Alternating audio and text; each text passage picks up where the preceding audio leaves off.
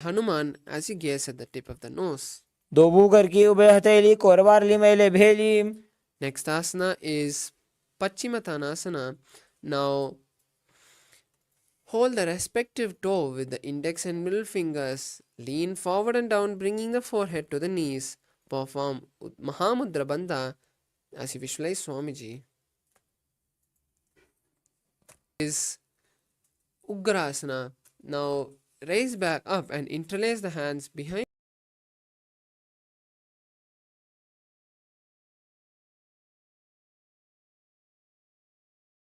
the neck. Lean forward and down, bringing the forehead to the knees and place the elbow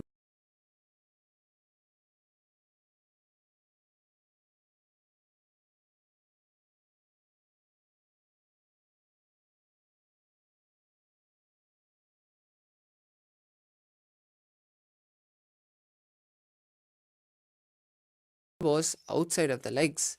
Visualize Kali in your inner space and hold the new japa Mahā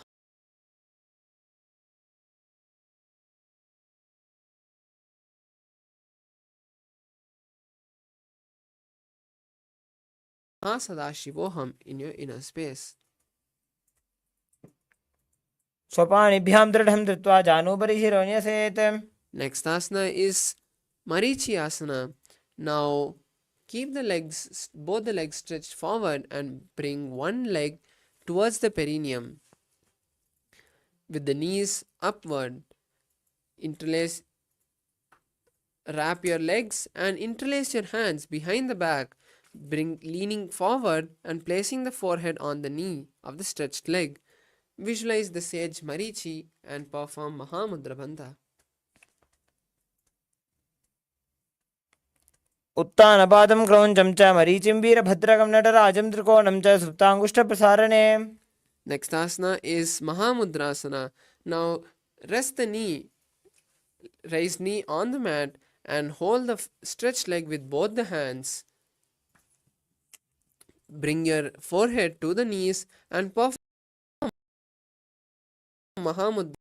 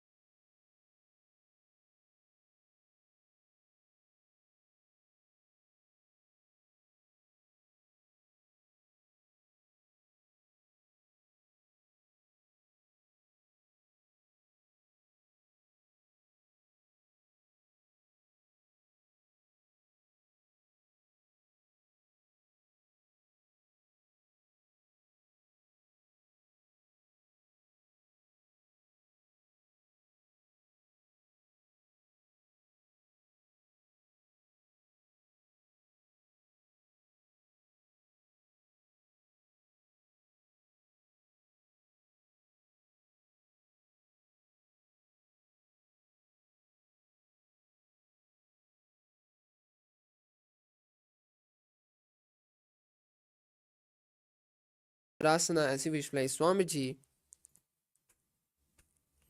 महामुद्रां प्रवक्ष्यामि तन्त्रेऽस्मिन् मम वल्लभे. Next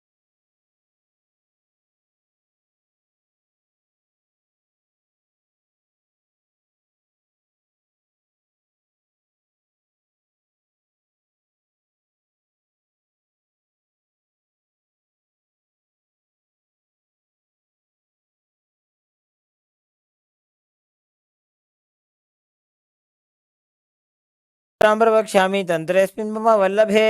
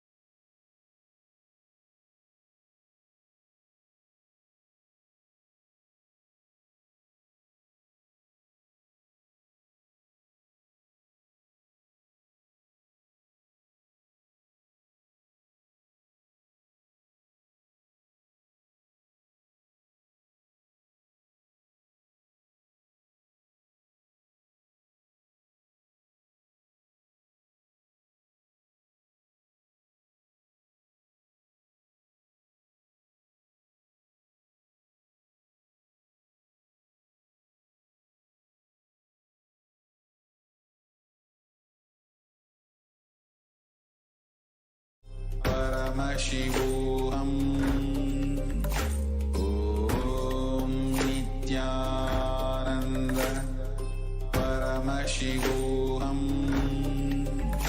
Om Nithyananda Paramashivoham. Om Nithyananda Paramashivoham. Om Nithyananda Paramashivoham. Om Nithyananda Paramashivoham. Om Nithyananda Paramashivoham. Om Nithyananda Paramashivoham. Om Nithyananda Paramashivoham. Om Nithyananda Paramashivoham. Om Nithyananda Paramashivoham. Om Nithyananda Paramashivoham. Om Nithyananda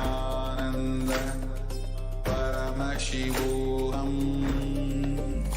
Om Nithyananda Paramashivoham. Om Nithyananda Paramashivoham. Om Nithyananda Paramashivoham. Sorry for the technical glitch. We complete with the participants for this technical glitch. Let's continue with the Dvitiya Vinyasa Krama with the 65th asana, Siddha Samadhi asana. Now, bring the soles of the feet together and place your hands under the shins. Lean forward and place the forehead on the mat as you visualize Lord Surya. दो बगदली संपुट करे सोले made आगा में धरे. Next asana is Chiniki Pavasana. Now, place the hands on the respective foot and open the feet like a book, placing the elbows on the knees. Visualize Swamiji in your inner space. दो बगा की एड़ी धरती मगिवा made लगावे. Next asana is Charapata Chokasana. Now place the hands on the respective knee and gently press them towards the ground. Perform Uddiyana Bandha and visualize Swamiji. दो वो बगदली संपुट धारे आगा ने करे जा रे पसारे. Next asana is Bhairavasana. Now lift the feet off the ground, placing the toes on the ground with the heels raised up. Place the hands on the respective knees in Bindu Mudra and visualize Lord Kalabhairava. गुल्फो संपीड्य जान्योन्यम व्युत्क्रमेणोत्थितं शनैः. Next asana is Samanasana. Now place one foot at the perineum and lift the other foot to the chest. Visualize Swamiji in your inner space. समानासनमावक्षे सिद्धमन्त्रादिसाधनात्. Next asana is Apanasana. Now place the raised knee on the respective shoulder and stretch the other leg forward towards the sky. Place the hands by your side and visualize Swamiji.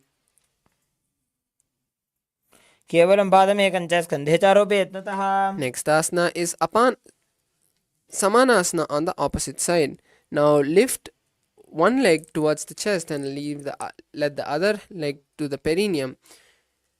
Visualize Swamiji in your inner space and gaze at the third eye. समानासनमावक्षे सिद्धमन्त्रादिसाधनात्. Next asana is Apanasana. Now place the raised knee on the respective shoulder and stretch the opposite leg towards the sky. Place the hands by your side and visualize Swamiji.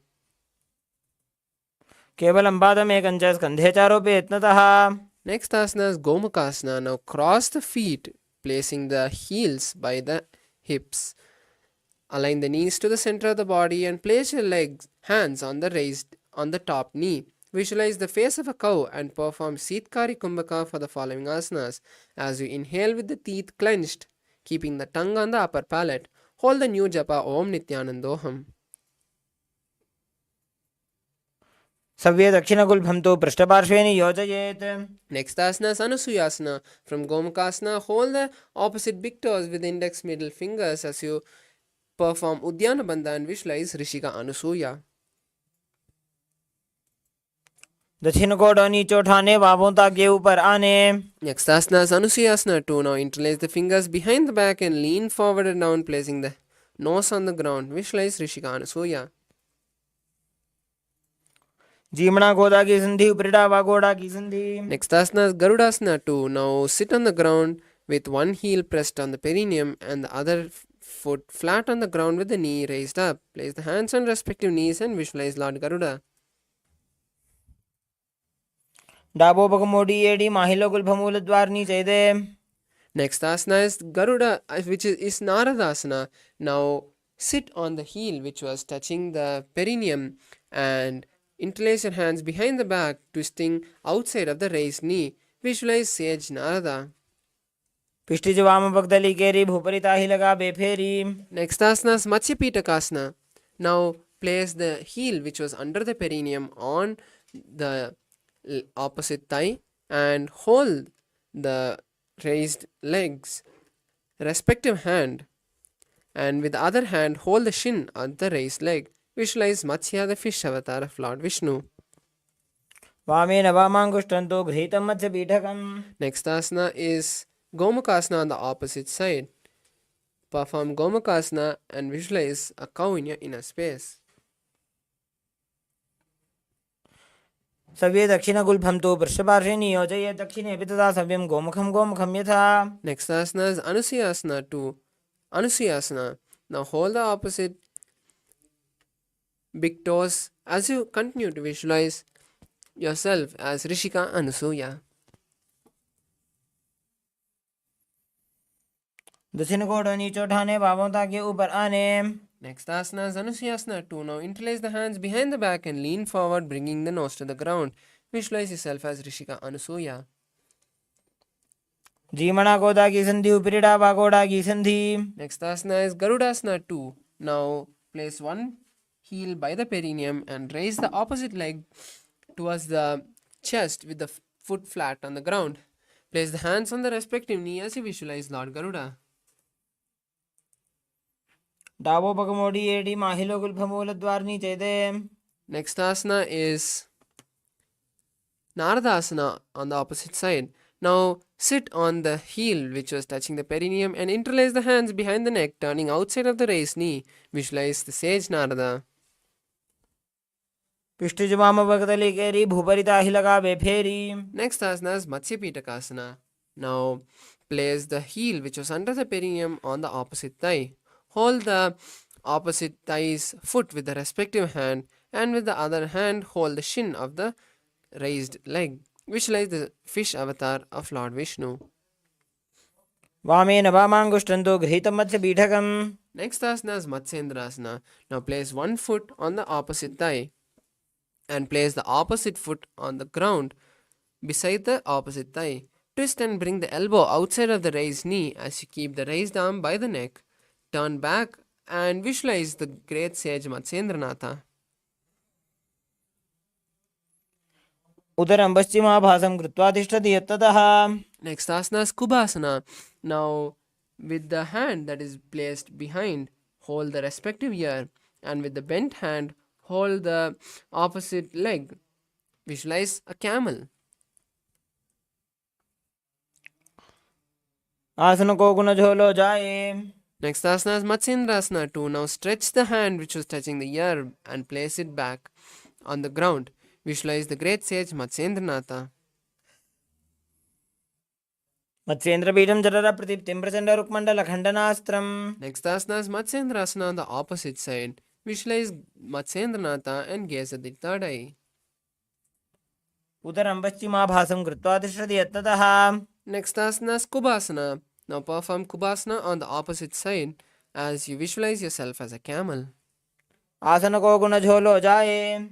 Next asana is Matsyendrasana on the opposite side. Visualize the great sage Matsyendranatha and gaze at the third eye. मत्स्येन्द्रपीठं जठर प्रदीप्तिं Prachanda रुक्मण्डल खण्डनास्त्रम्. Next asana is Padmasana. Now place your legs on opposite thighs and perform Mahamudra Bandha. Visualize Paramashivam in your inner space. आसनं द्विधं प्रोक्तं पद्मं वज्रासनं तथा. Next asana is Padmasana 2. Now hold the opposite big toes. Hold the respective big toes with index and middle fingers by crossing your hands. Visualize the goddess Parvati. उत्तानौ चरणौ कृत्वा संस्थाप्योपरि जानुनोः. The next asana is Kukutasana. Now place your hands through the gap of your thighs and calves and lift your body off the ground, visualizing yourself as a rooster. Hold the new japa Om Nithyananda Mahā Sadashivoham. पद्मासनं सुसंस्थाप्य नान्भोरोरन्तरे करौ. Next asana is Baddhakeki asana. Now from Padmasana, stand on the knees and place the palms on the ground facing the body. Lean onto the elbows, placing the navel on the elbows and slowly lift your body off the ground. Visualize Swamiji. धरामोष्टपकरद्वयेन तत्कोरुपरि स्थापितानाभिपार्श्वः. Next asana is Mayurasana. From a knee, come to a kneeling position and place your continue to keep your hands on the ground. Slowly lean your navel onto the elbows and lift the body off the ground. Visualize yourself as a peacock. अथ पक्षे Mahadev मयूरासनमुत्तमम्. Next asana is Makarasana. Now lie on the belly with the hands interlaced behind the head and the toes pointed outwards. Visualize yourself as a crocodile.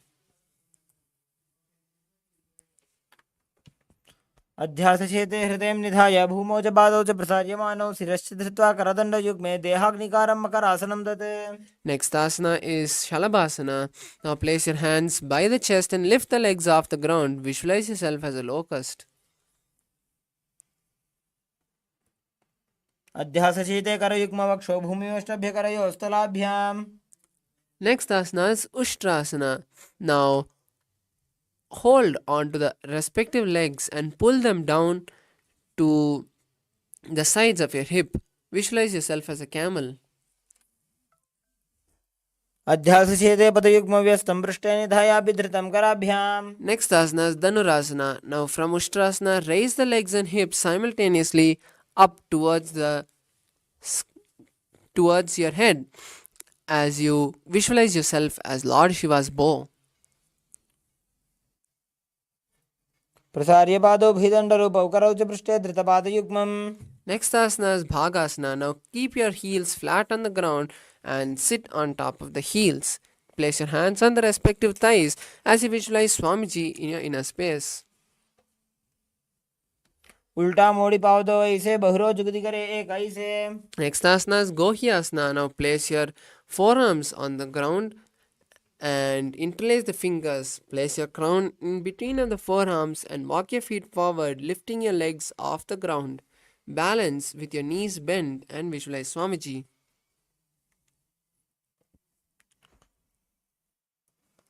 दो हाथ की कहुनी जोई पुनः गलाई जाने दोई. Next asana is Shirasasana.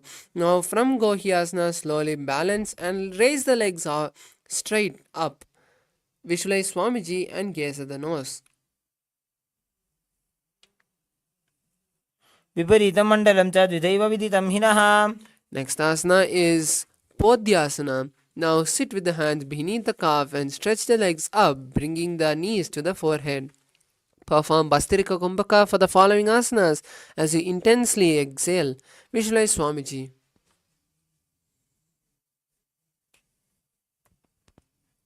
दो हाथ पग बाहर आने घोड़ा तरे का कसी ठाने. Next asana is Parigasana. Now relax your legs and then slowly lift them into a 45-degree angle. Keep your hands crossed behind your back, holding the opposite shoulders. Visualize yourself as a mace.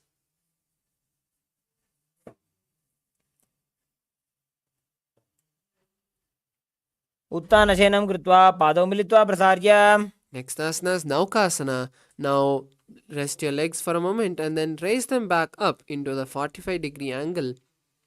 Place your forehands by your hips for balance if needed, or keep them by the side of your legs. Visualize your boat.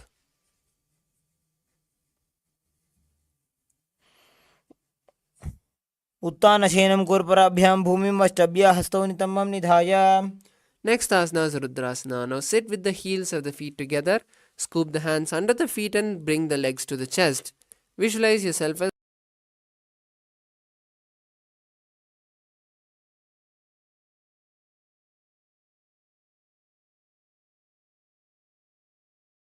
Lord Rudra.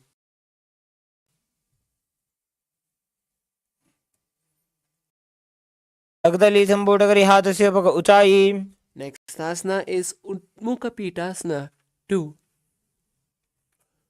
Now lay on the back with the feet flat on the ground. Place the palms down with the fingers touching the back of the heel. Lift the hips up and visualize Swamiji in your inner space. ऊर्ध्वे च जानूनि कृत्वा शबित्वोर्ध्वमुखं तथा. The last asana for the Pratama Vinyasa Krama is Shavasana. Now lie on the back with your hands by your side with the palms facing upwards. Completely relax your body and visualize Swamiji liberating you. Visualize, see the Kundalini coming from the root center to the spine to the crown in Shakti Chalana Mudra. उत्तानं शववद्भूमौ शयनं तु शवासनं शवासनं श्रान्तिहरं चित्तविश्रान्तिकारकम्.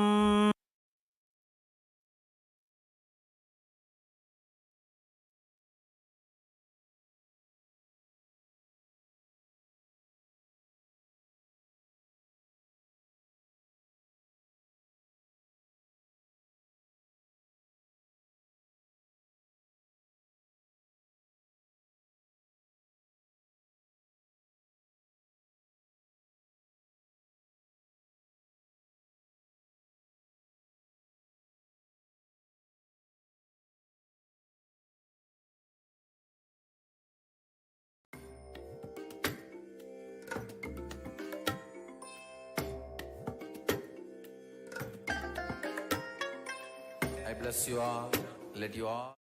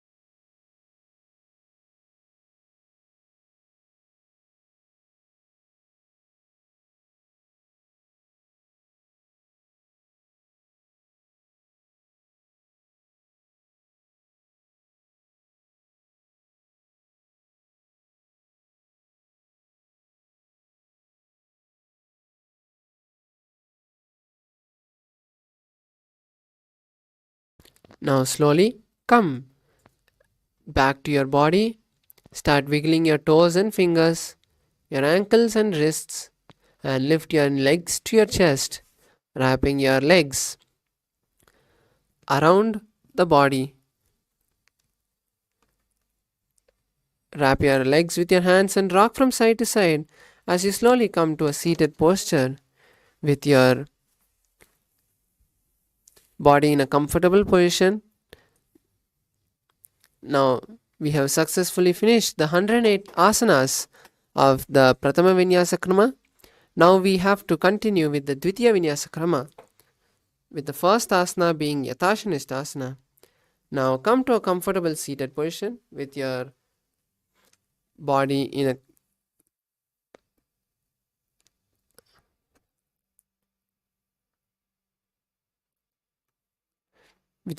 a comfortable position. Place your hands in Bindu Mudra, which is touching your fingers, your index and thumbs together in Bindu Mudra. Visualize Swamiji in your inner space. Start performing the Samana Kumbhaka for the following asanas, which is inhaling, holding the breath, visualizing the intense fire, and exhaling.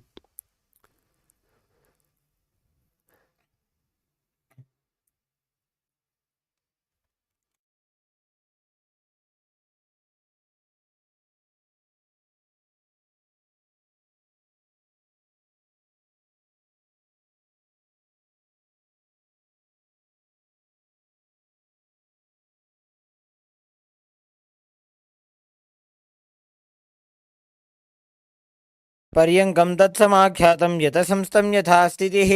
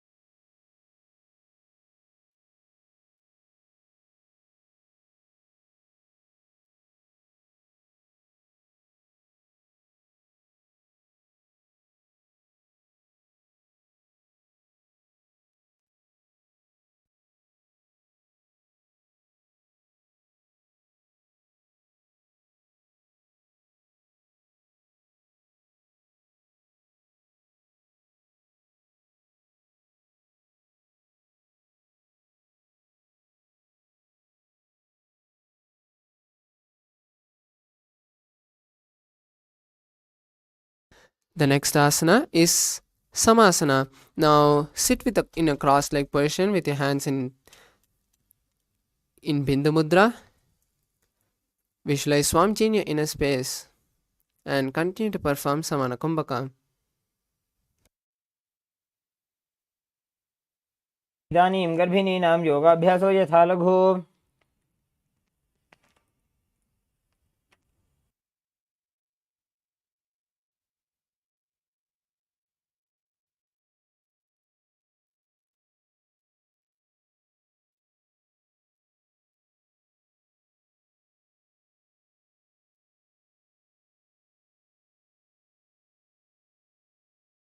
The next asana is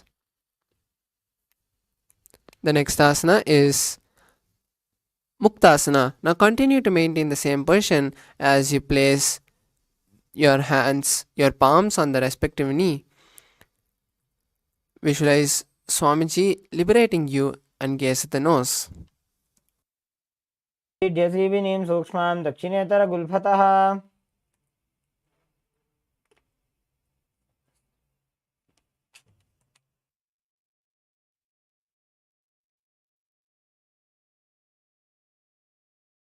The next asana is Siddhasana. Now maintain the same position as Muktasana and switch the gaze to the third eye.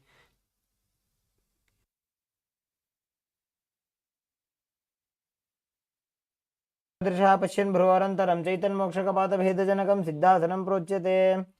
The next asana is Siddhyasana. Now from Siddhasana, switch the gaze to the ground in front of you and visualize Swamiji in your inner space. नैजङ्गपरद वामचरण वामपादकेडीजानो सीवनिमदितासु कोठानो. Next asana is Rudrasana. The next asana is Rudrasana 2. Now maintain the same position as you rotate your hands on the top of your knees into Bindu Mudra. Gaze at your third eye and visualize Lord Rudra.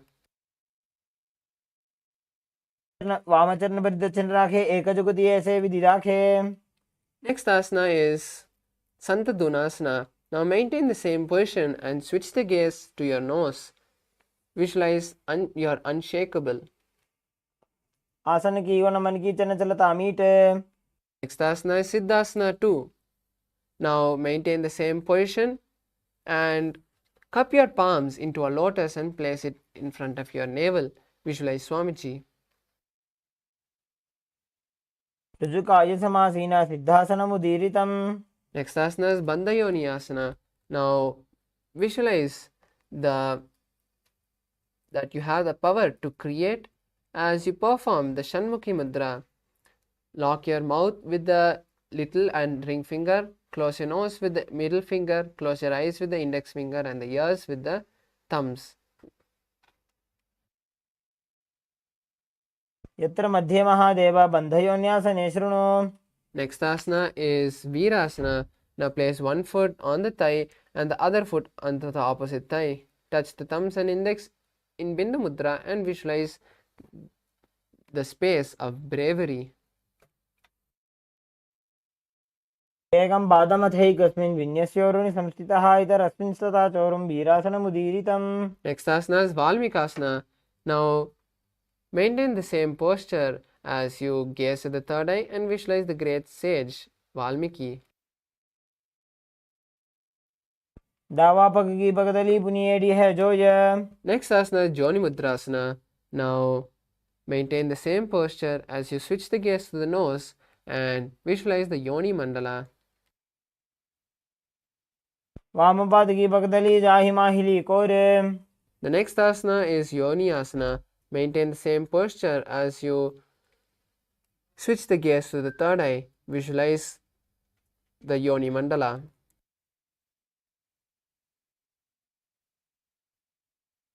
न्यासनं पर्वतेन योगं योगफले नीलम्.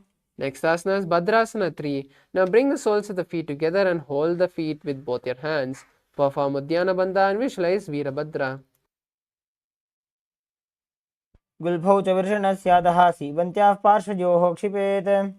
Next asana is Aghorasana. Now place your left hand on the respective knee and the right hand on the mouth. Cover the mouth and perform Abhyantara Kumbhaka, which is inhaling through the left nostril, holding the breath, inhaling through the right nostril, holding the breath and exhaling through the left nostril. Visualize yourself as an Aghori and gaze at the third eye.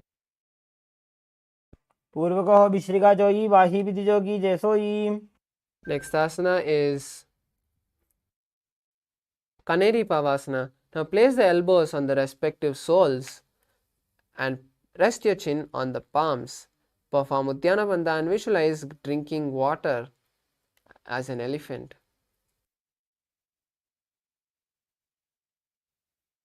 वाली पाव आसन कक्यो है जैसे Yahoo में जाने विधि तैसे. Next asana is Parasana. Now sit with knees raised and place the arms between the thighs and calves. Interlace the fingers in front and lift the feet off the mat. Visualize Swamiji. ततोर्ध्वम्रे च येत् वायुं मृदुनिश्वास संयुतम्. Next asana is Gopi Chandasana. Now bring the soles together and hold the feet from above with both the hands. Lift the feet to the chest and rest the chin on the toes. Perform Rechaka Kumbhaka for the following asanas, which is inhaling, holding and exhaling completely, holding your lungs empty and inhaling again. Visualize yourself as a king.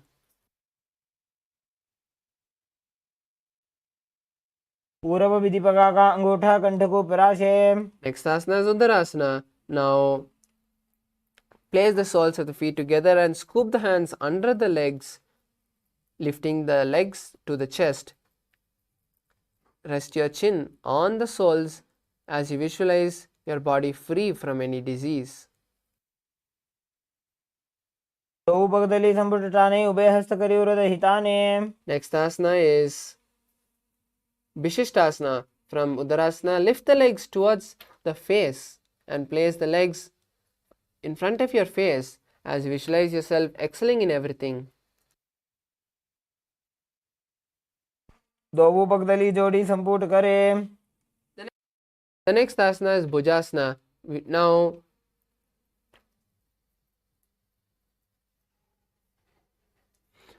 Now from a seated position, lift the both legs over top the respective shoulder and bring the arms underneath the legs. Interlace the fingers behind the neck and visualize yourself as a cobra. क्षीरासनं तु विज्ञेयं कक्षासनम् अतः परं ग्रीवासनं च परमं भुजासनं विहोच्यते. Next asana is Kalyanasana. Now from this posture, bring your hands from behind your neck and interlace them behind your back. Visualize a beautiful goddess and gaze at the nose. दो हाथ पगों नीचे आने तिनको घोड़ा नीचे ठाने. Next asana is Sankatasana. Now with the knees on the mat, place the left foot flat and place the perineum on the left heel. Raise the right leg over top the left leg and bring the right heel to the left hip. Place the hands on opposite knees as you visualize yourself as a swan. पादं चितेर्मूलं संन्यस्य धरणीतले. Next asana is Dhenukasana. Now slide the leg which is under the perineum and place it beside the hip. Perform Uddiyana Bandha and start performing Ujjayi Kumbhaka, which is inhaling and exhaling, making an ocean-like sound. Visualize a cow in your inner space.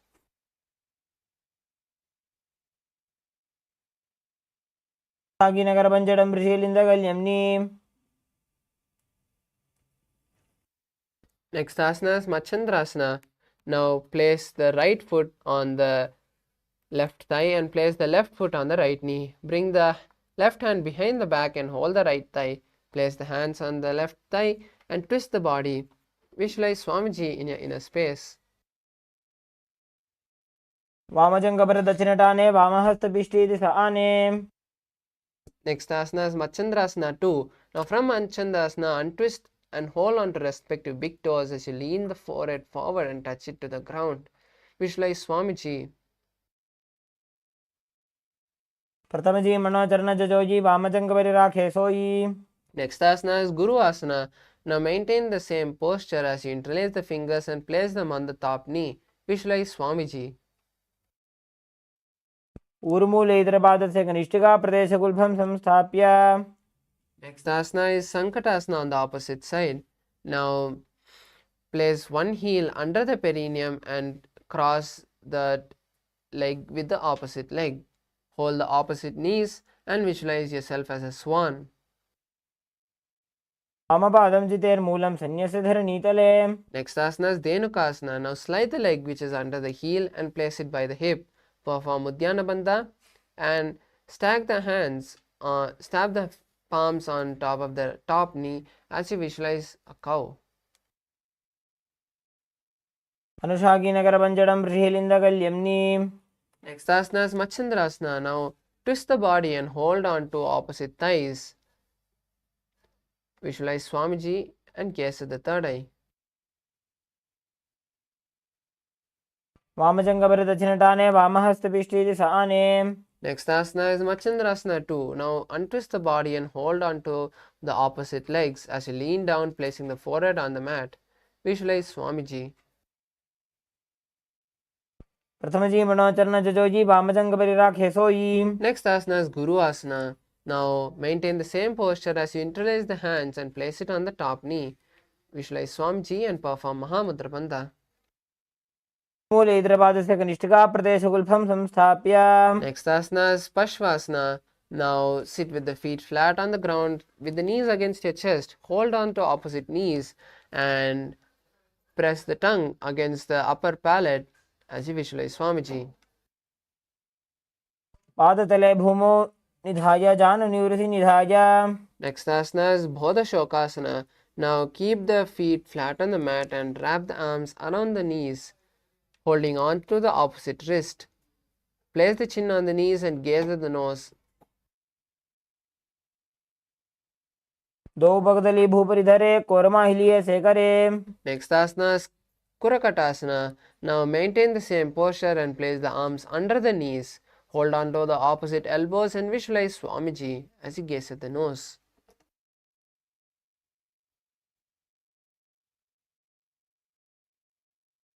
Next asana is Sumati asana. Now maintain the same posture as you cross the ankles. Visualize the great sage Sumati and gaze at the nose. मूलद्वारी धरती पर ठाने डावा पग परिदचिपद आने. Next asana is Dandasana. Now extend the feet out and raise the arms above the head. Interlace the fingers with the wrist facing outwards and perform Mahamudra Bandha as you visualize Swamiji. इदानीं गर्भिणीनां योगाभ्यासो यथा लघु. Next asana is Arambhasana. Now sit with the legs stretched and lean forward and down, placing the forehead on the knees as you hold the respective foot with the hand. Visualize Swamiji.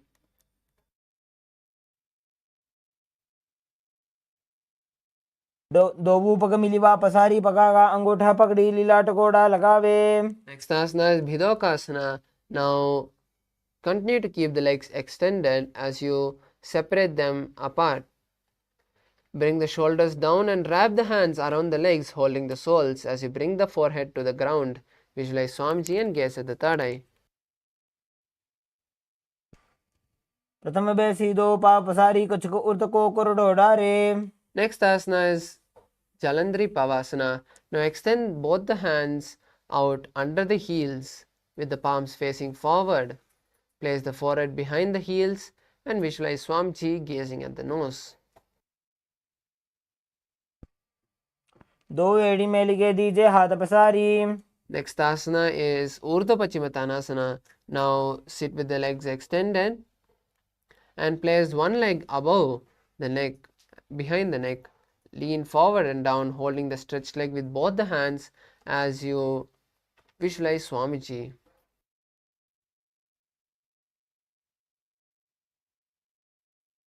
पश्चिमतानमथ संस्थितिं कृत्वा एकं पादं ग्रीवायां धृत्वा तिष्ठेत्. Next asana is Anantasana. Now slowly roll back and lie on your back.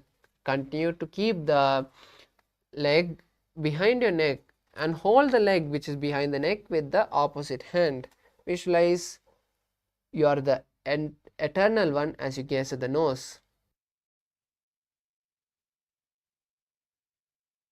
उत्तानशयनी एकैकं by ग्रीवायां विन्यस्य. Next asana is Ankushasana. Now from Anantasana, rest on the elbow of the hand holding the foot. Perform Pratyahara Kumbhaka, which is seeing the prana go from the root center to the crown center. Gaze at the nose. उत्तानशयित एकैकं पादं ग्रीवायां कुर्वन्.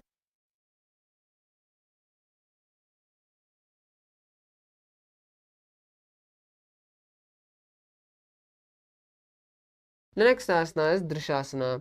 Now lie on the back and bring your knees to the chest. Encircle the thighs and calves with the arms as you roll from left to right, visualizing Swamiji. उत्तानशयनं जानुनि हृदयपष्टम्भ जङ्घासहितो ऊरुनिकद्वये बद्ध्वा. Next asana is Urdhva Pachimatanasana on the opposite side. Now extend both the legs and place the opposite foot behind the neck as you lean forward and down. Visualize Swamiji. पश्चिमतानवत् संस्थितिं कृत्वा एकं पादं ग्रीवायां धृत्वा तिष्ठेत्. Next asana is Anantasana. Now slowly from Urdhva Pachimatanasana, lie on your back.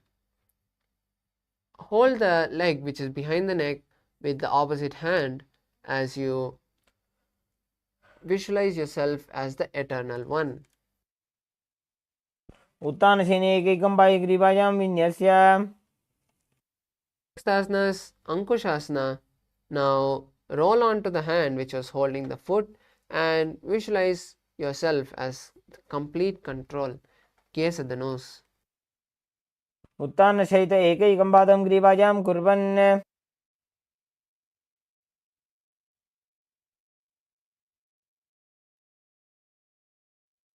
Asana is Yoga Nidrasana. Now lay on the back and place one leg at a time behind your neck. Visualize Swamiji and gaze at the nose.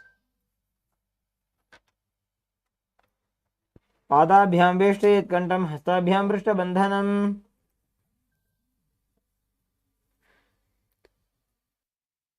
Next asana is Atma Ramasana. Now, while laying on the back, raise the legs towards the head and wrap the hands around the leg, interlacing the fingers behind the neck. Visualize Lord Vishnu blessing and gaze at the nose.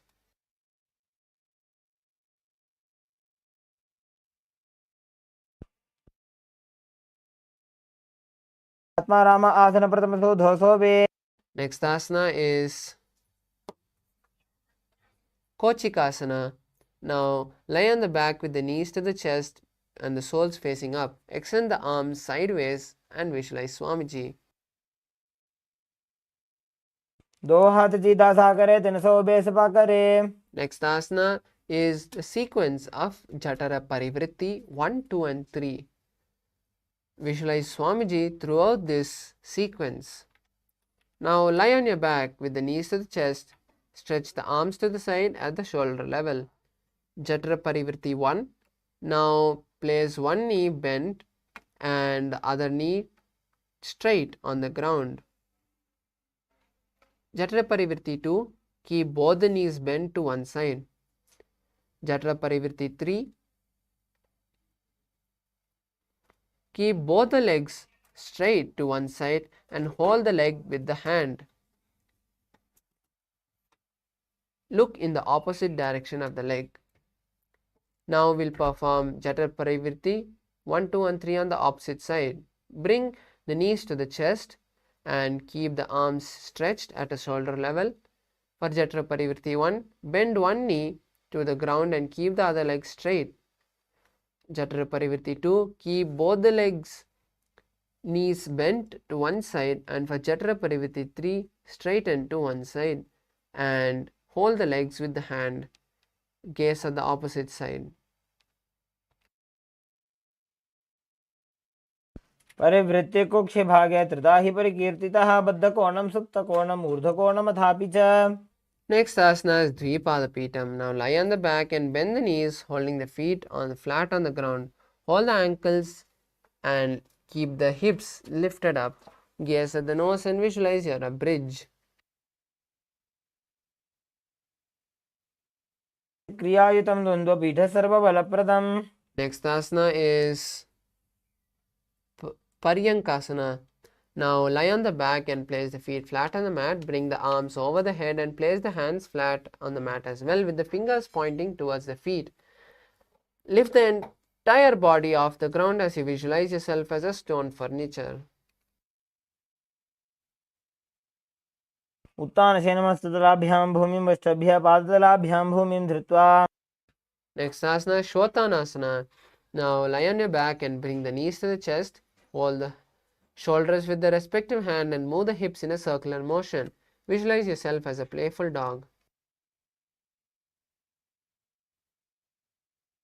शुभशरीरं संस्थाप्य जानुनी सम्मील्य नाभोवानिज्य.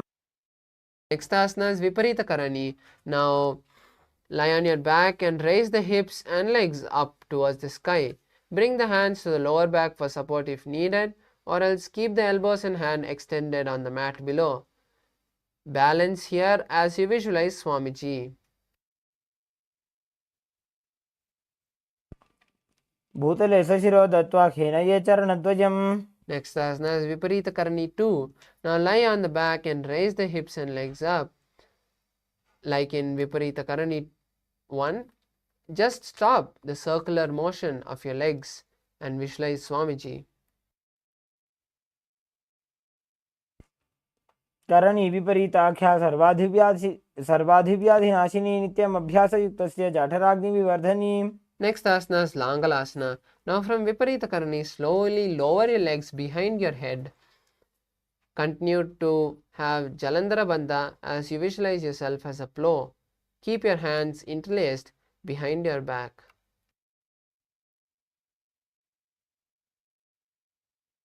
प्रकाशने स्थित्वा नासिका प्रदेशे भूमौ पादपृष्ठे स्थाप्य. Asana is Shaita Paschimottanasana. Now from The same posture, just bring your hands from behind the back and hold the respective legs. Visualize Paramashiva in your inner space.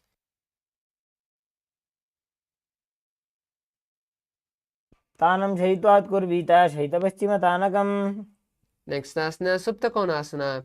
Now from the same posture, slowly extend the legs wide open as you continue to visualize Swamiji.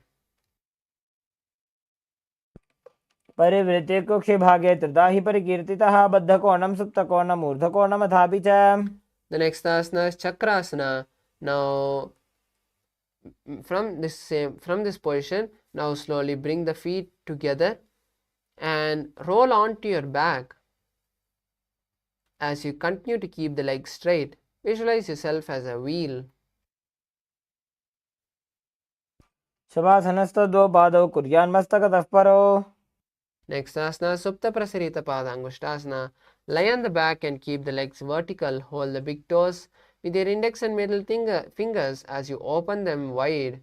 Visualize Swamiji in your inner space. उत्तानपादं क्रौञ्चं च मरीचिं वीरभद्रकम्. Next asana, Supta Padangushtasana. Now lie on your back with the toes extended up and continue to hold the legs in Prana Mudra as you visualize Swamiji.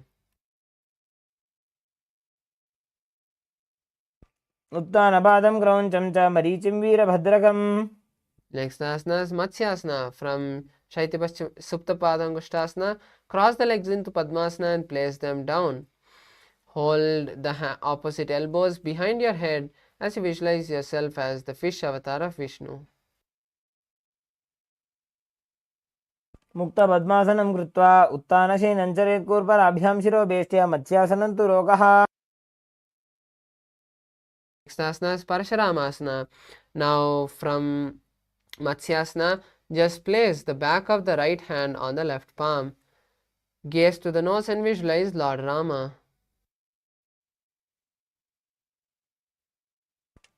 प्रथमकरे पद्मासन आचे सूधो सोवे भूपरिपाचे. Next asana, Sarvangasana. Now while laying on the back in Padmasana, lift the hips up, keeping the legs up. Keep the hands supporting the hips with the elbows on the floor and tuck the chin to the chest as you visualize Swamiji and gaze at the nose. अथवा क्षेत्रसंक्षेपात् सर्वाङ्गासनम् उत्तमम्.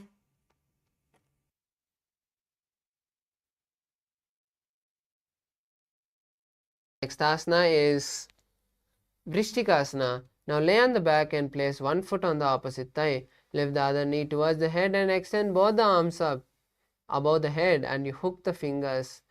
Visualize yourself as a scorpion and gaze at the third eye.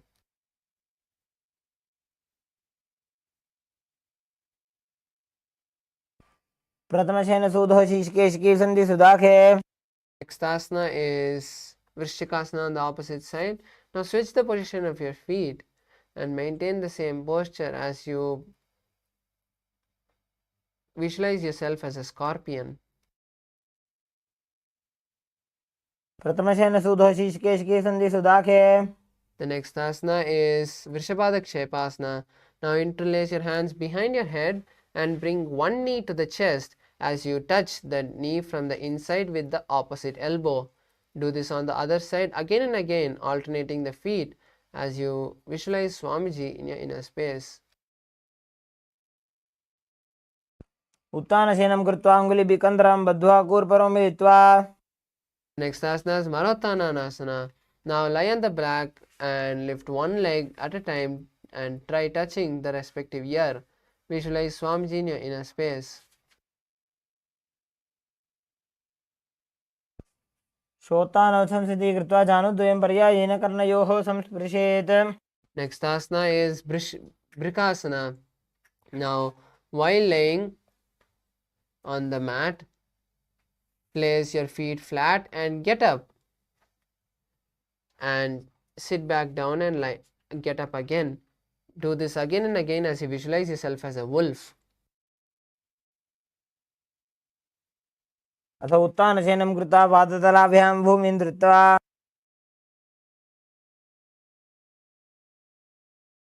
The next asana is Luthasana. Now lay on your back and quickly throw the legs above as you completely roll over. Finish in a prone portion and repeat this again and again as you visualize Swamiji. उत्तानछेनं पादौ शिरौ लङ्घ्य भूमौ स्थापयित्वा The next asana is Saratasana. Now continue to lie on your belly as you keep your hands by the shoulder. Contract your lip and make a flute-like sound as you visualize yourself as a chariot. निब्जं शयनं कृत्वा नाभिं भूमौ निधाय Next asana is Dehalyulangasana. Now come to a plank position and start jumping your feet between the palms and backwards again and again. Repeat this again and again as you visualize yourself gone beyond the body and mind.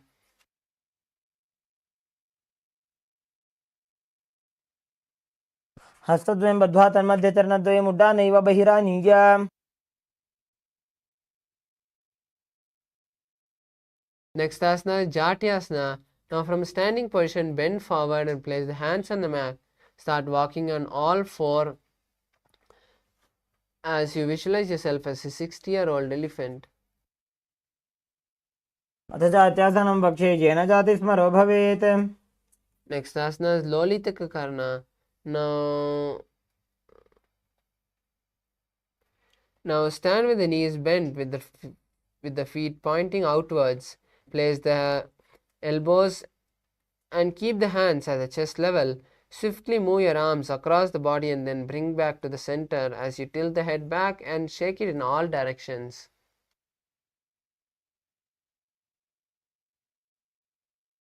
The next asana is Sarapasana. Now, if you have a rope, tie your feet, or else don't need to tie your feet. Just keep your hands by your side and stand tall.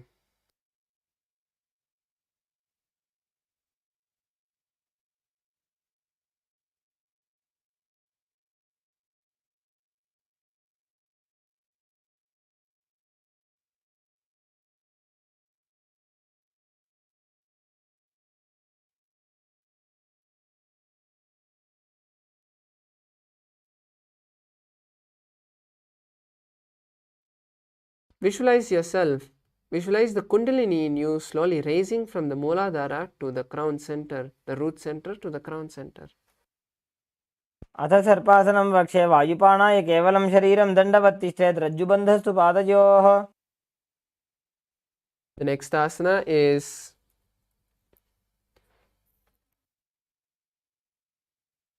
Ushtrasadhanasana.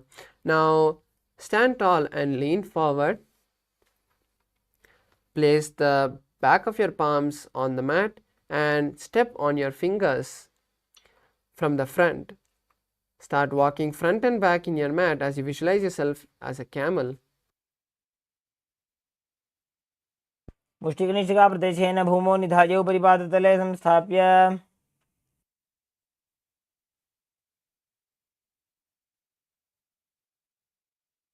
Next asana is Ashwasana.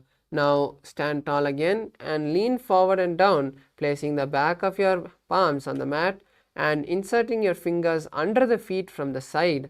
Start walking front and back as you visualize yourself walking as a horse. मुष्टिकनिष्ठिकाप्रदेशेन भूमौ निधाय उपरि पादतले संस्थाप्य The next asana is Kapottanikattasana. Now stand straight with the feet together. Interlace the hands behind the back and pull them down towards the cast, opening the chest wide and tilting your head backwards. Visualize yourself as a diving bird. पादतले भूमौ निधाय पृष्ठभागेन हस्तौ जङ्घापर्यन्तं नीत्वा Next asana is Talapushpaputam Karna. Now stand tall with the palms together in Namaskar Mudra. Gently bend the knees and keep the toes pointing outward. Simultaneously open your palm and raise the heel off the ground, slightly lowering the waist and shoulder of the respective heel. Visualize your offering flowers to Paramashiva.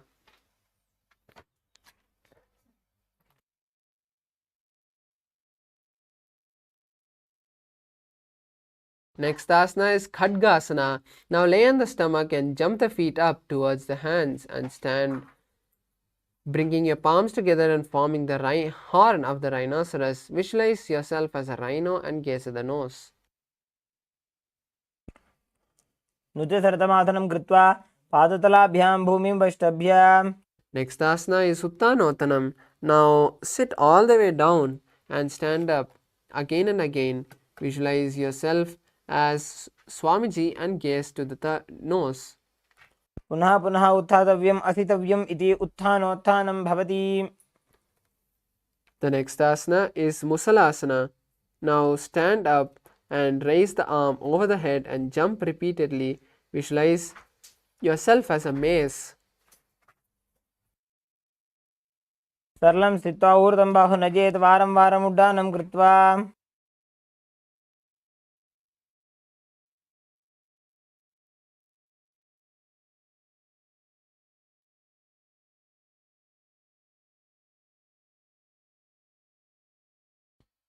The next asana is Uchirshaka. Now from a standing position, pull the sole of one foot towards your belly. With the other leg, sit down and stand up. Alternate on both sides as you visualize Swamiji in your inner space. Gaze to the nose.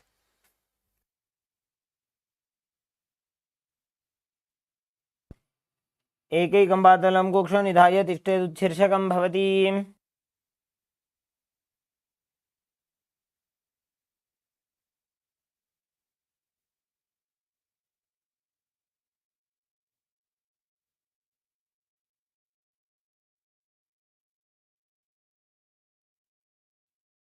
The next is the Parshvachanukarana. Now stand and keep one leg slightly bent with the toes pointing to the outside. Bend and lift the opposite knee towards the chest with the toes pointing downwards. Now keep the arm holding the knee with the hand pointing outward and the hand and the fingers closed into a fist.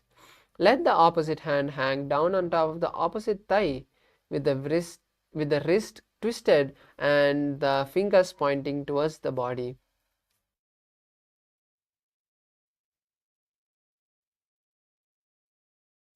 The next asana is Tandavasana.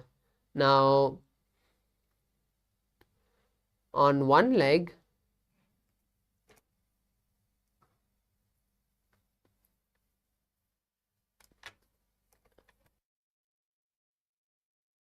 now stand tall and extend one leg forward and keep it straight. Sit down and stand up, keeping the stretched leg straight, and visualize yourself as Paramashiva dancing. एकेन पादेन स्थातव्यं ताण्डवासनं भवति.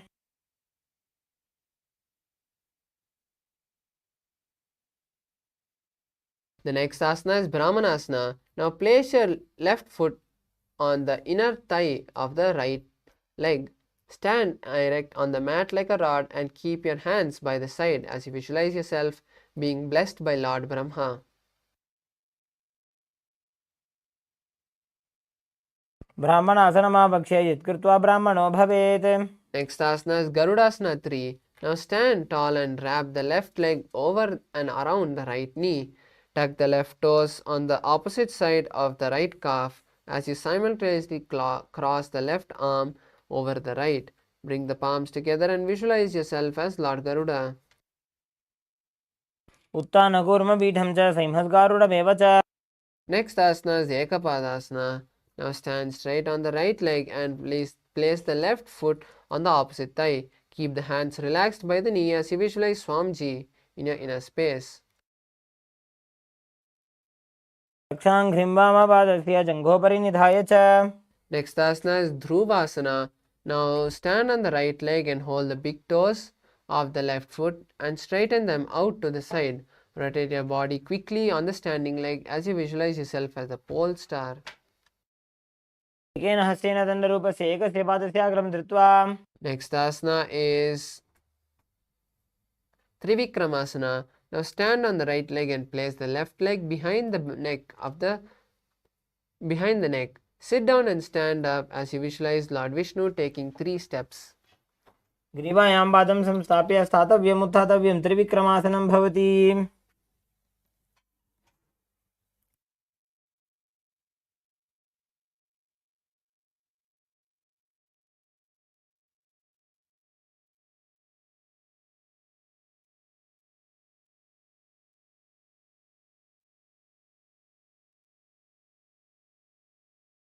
The next is the Parsha Janukarana. Now stand straight and keep the knees bent. Lift one knee towards the chest and hold the knee with the respective hand, clenching the fingers into a fist. Place the opposite hand on the respective thigh with the fingers pointing towards the body.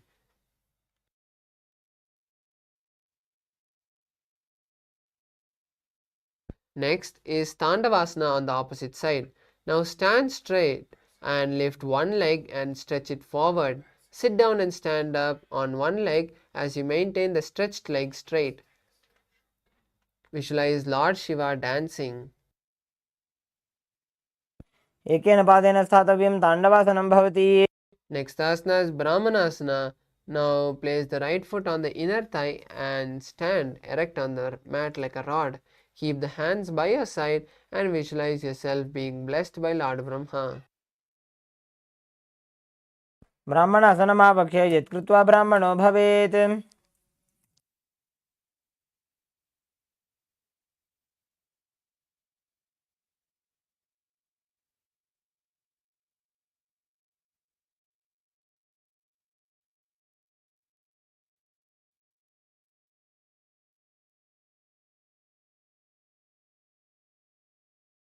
The next asana is Garudasana 3. Now stand tall and wrap the right leg over and around the left knee. Tuck the right toe on the opposite side of the left calf. Simultaneously cross the right arm below the left hand and bring the palms together. Visualize yourself as Lord Garuda. उत्थानकूर्मपीठं च सिंहस्गारुडमेव च. The next asana is Ekapadasana.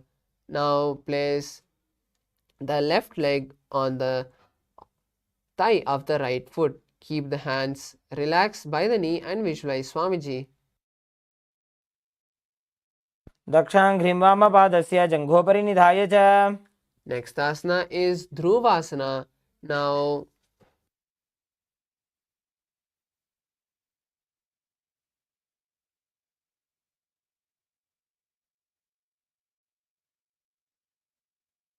stand on the left leg and hold the big toe of the right foot and straighten the right foot to the side. Rotate your body quickly on the standing leg as you visualize yourself as the pole star. एकेन हस्तेन दण्डरूपस्य एकस्य पादस्य अग्रं धृत्वा.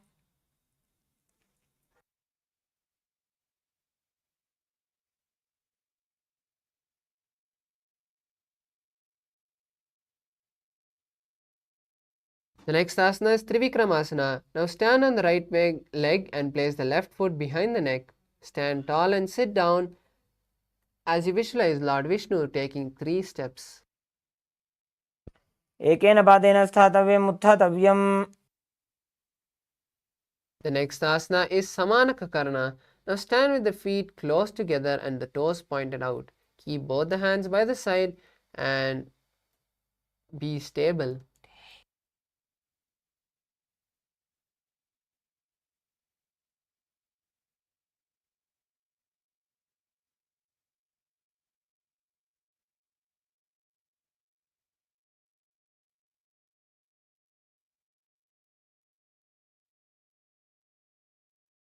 The next asana is Ghorak Anjali Asana.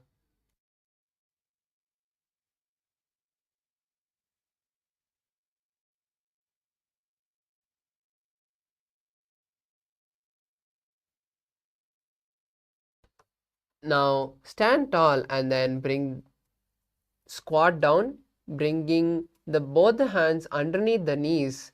Make a finger lock and sit in a squatting position with the finger lock touching the navel.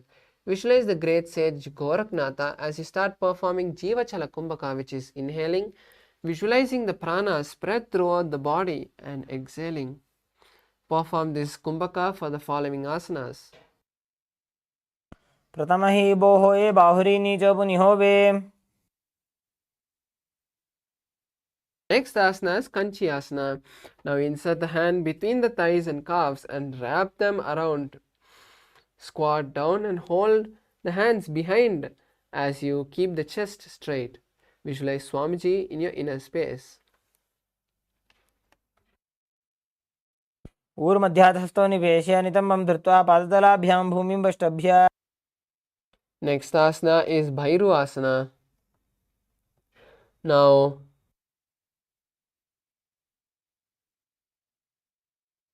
bring the feet and sit in a squatting posture with the heels touching the perineum. Hold the hands at the back and sit upright. Gaze at the nose and visualize Kala Bhairava. दो ऊपक की थलिया की माहिली core मिलाई फना पानी उकड़ मोड़ वैसे. Next asana is Varahasana. Now squat on the ground with the feet together and toes apart. Bring your elbows close to the head and bend your hands behind the back, placing your palms together with the fingers pointing down. Gaze at the nose and visualize Varaha, the boar avatar of Lord Vishnu. पाकतली की माहिली core मिलाई फना पानी उकड़ वैसे. Next asana is Pripithasana. Now stand tall and slowly lower your hips to the knee level. Place your hands by the side of your knees and touch the mat or hold the big toe of the respective leg. Visualize Swamiji. पार्श्वद्वये सम्मील्य स्थित्वा नितम्बं जानुप्रदेश आनीय. Next asana is Bakasana. Now place your hands on the mat with the fingers wide apart. Place your knees on the back of the arm and lean forward, lifting the legs off the ground. Visualize yourself as a crow.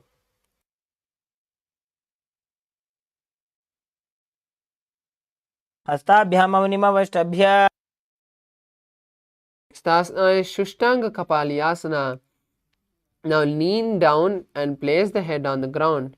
Spread the palms and fingers wide apart as you slowly walk your legs and stack the hips on top of the shoulders. Lift the legs off the ground and lock your legs into Padmasana. Visualize Swamiji and gaze at the nose. आसन को गुण कपाल आछो होई. Next asana is Guptasana. Now keep the toes flat and touch the opposite feet. Sit down between the feet and let the heels come outside of the hips.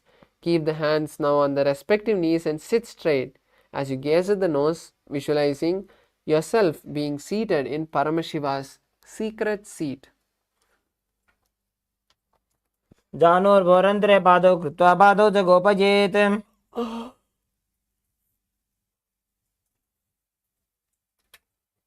Next asana is Vrikshasana 2.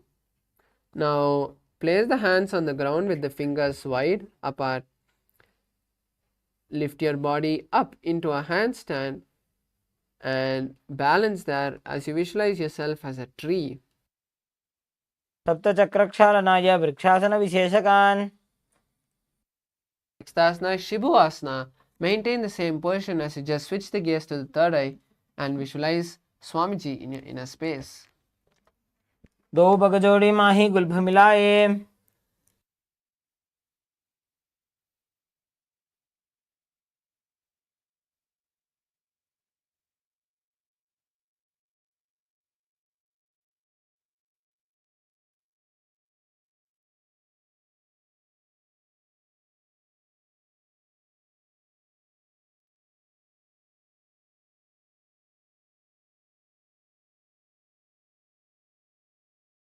निब्जं शयनं कुर्वरो पार्श्वभागाय मूर्धकृत्य. The next asana is Matsyasana 2.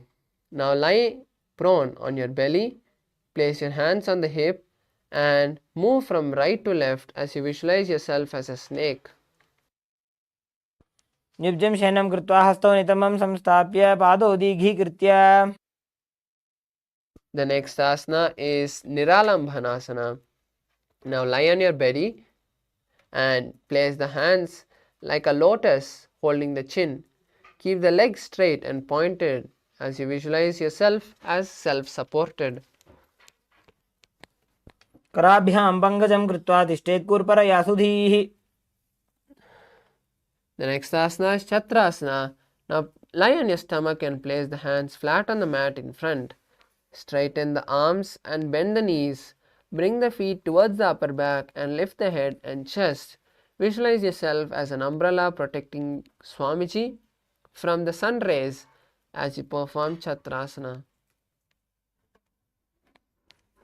अर्ध्यासनवत् स्थित्वा हस्ततलाभ्यां भूमिं वष्टभ्य. Next asana is Vajrasana. Now sit on the knees with the toes,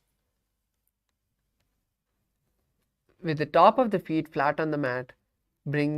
Place the perineum on the heels as you stretch the arms in front with the palms facing down. Place the forehead on the mat and visualize you are the indestructible weapon of Lord Indra. इदानीं गर्भिणीनां योगाभ्यासो यथा लघु सुखप्रसवलाभाय प्रोच्यते प्राक्तनेपथि. Next asana is Meshasana.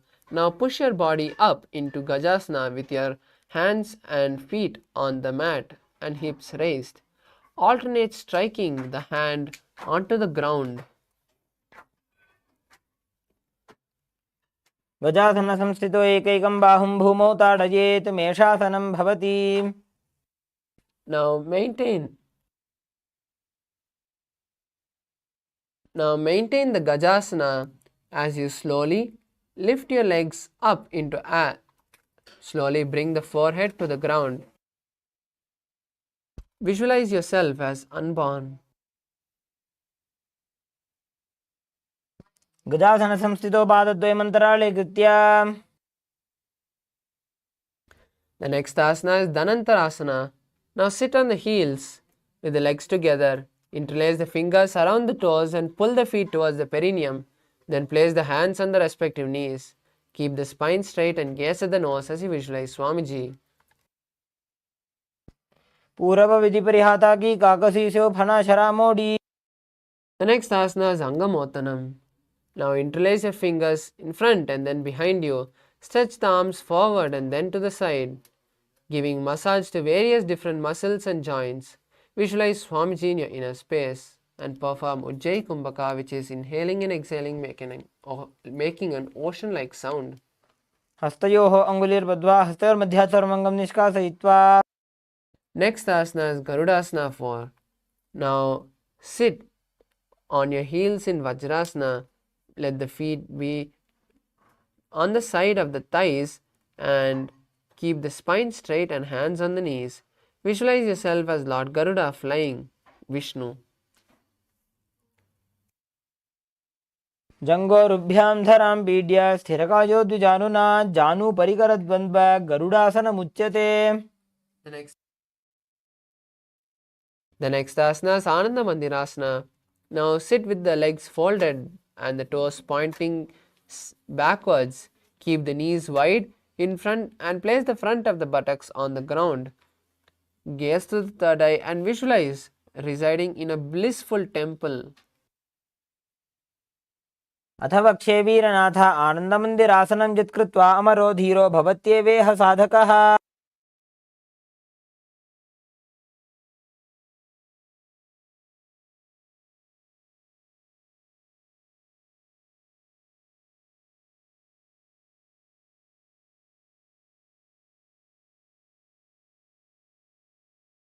The next asana is Uttana Mandukasana. The next asana is Mandukasana 2. Now sit with the knees wide and the feet overlapping on the ankle. Place the hands under the knees and gaze to the nose as you perform Uddiyana Bandha and visualize yourself as a frog. पृष्ठं सम्पीड्य गुल्फाभ्यां जान्वङ्गे सबलयाकृतिः हस्तौ पादतले क्षिप्तो मण्डूकं पाददोषहृत्. The next asana is Narasimhasana. Now keep your toes on the mat and heels together under the perineum. Keep the palms on the ground and let the thumbs touch.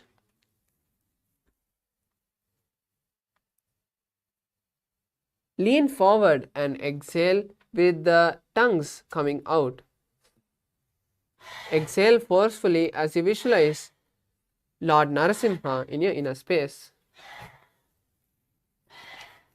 दोवु फणा बाणी होय वैसे AD Mailer गुदानी वैसे समशरीरनी काट हरावे NASA अग्र दृष्टि को ल्यावे. The next asana is Bhishrakasana. Now continue to sit on your toes. As you place both the hands in front of your mouth, place the thumbs under your teeth. As you perform the Bhishraka Kumbhaka, which is inhaling through your left nostril and exhaling through your mouth, visualize Durga in your inner space. दो बगांगी AD जोई गोड़ा फनोवान बुनी होई.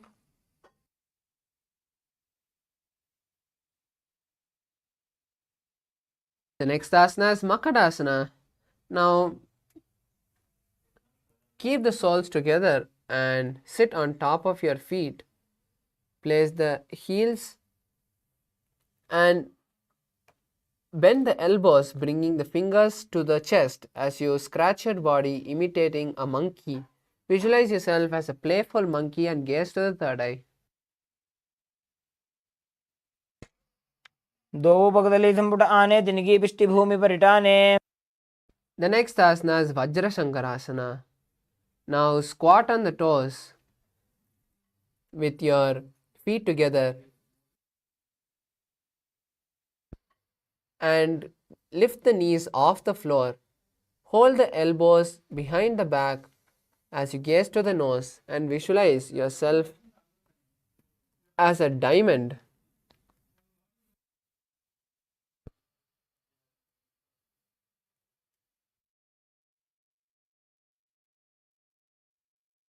प्रथम बना पानी होए बैसे दोवु एडी गुदानी वैसे घोड़ा उभा राखे धीर. आड़े वाय पसारे धीर.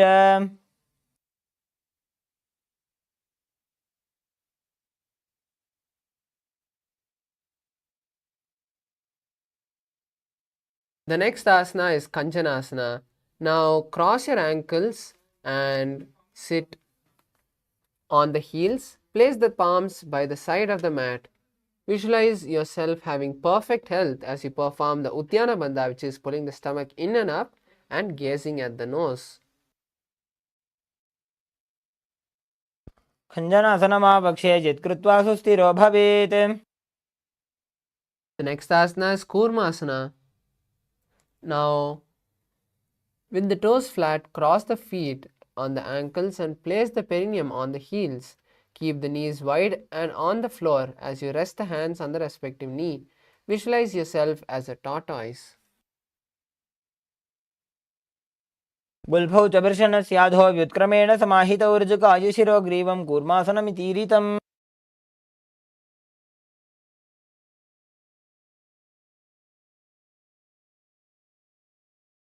The next asana is Yogasana.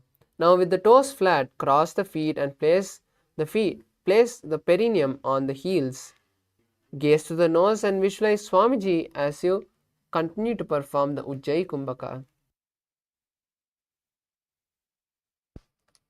गुदं नियम्य गुल्फाभ्यां व्युत्क्रमेण समाहितः योगासनं भवेदेतदिति योगविदो विदुः.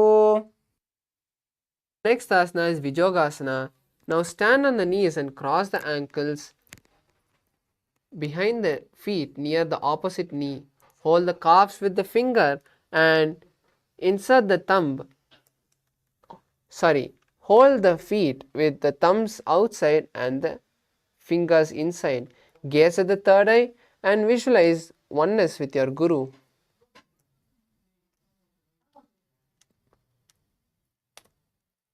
घोड़ा वामो बो होई घोड़ा आड़ा राखे दोई.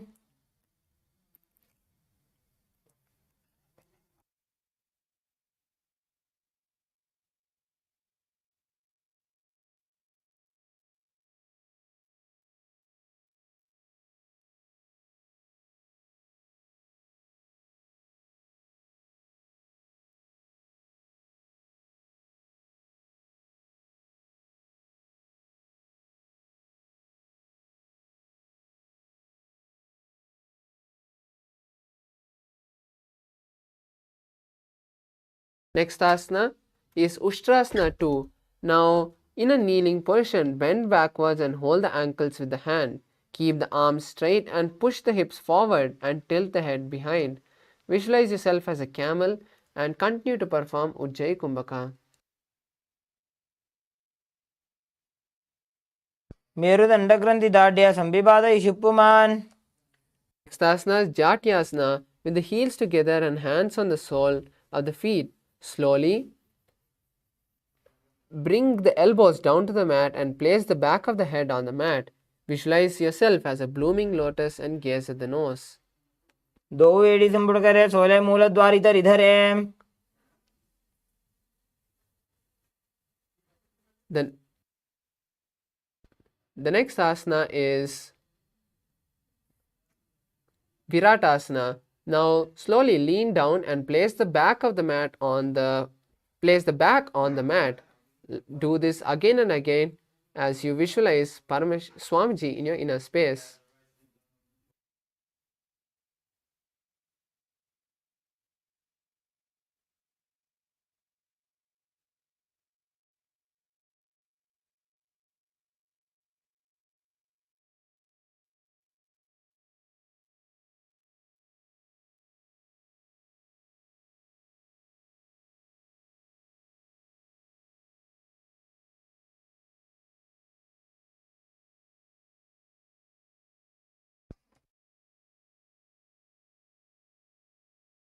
दो एड़ी संपुट करे सोले मूलद्वार इधर इधर है.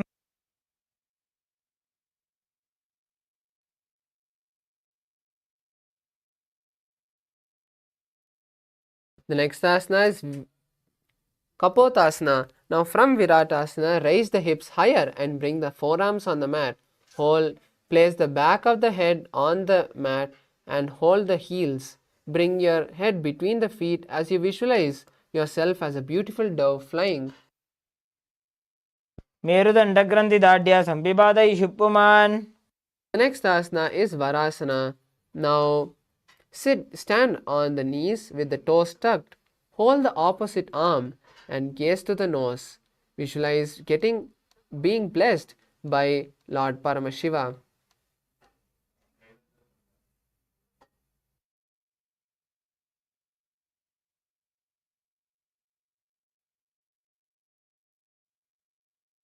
अनुनि भूमौ संस्थाप्य हस्ताभ्यां बाहु परस्परं धृत्वा.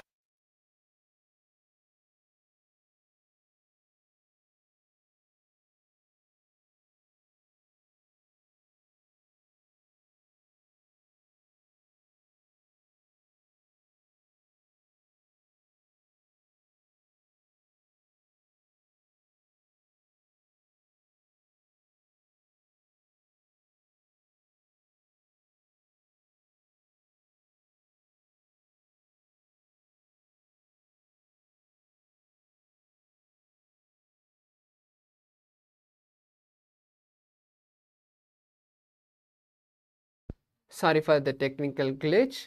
Let's continue with the next asana, which is Varahasana 2.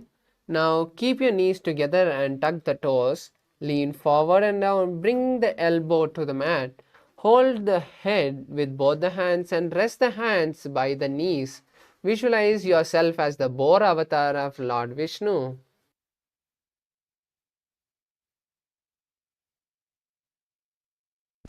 सूर्यं चन्द्रं भेदनानि आसनानि निकद्यते कूर्परौ भूमौ स्थापयित्वा.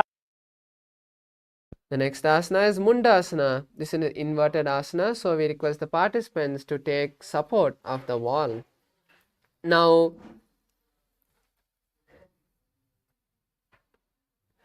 place your forearms on the mat and interlace the fingers. Place the crown of the head on the ground in between of the interlaced fingers. Slowly lift your legs off the ground and balance, visualizing yourself as a lobed tree. Gaze at the nose.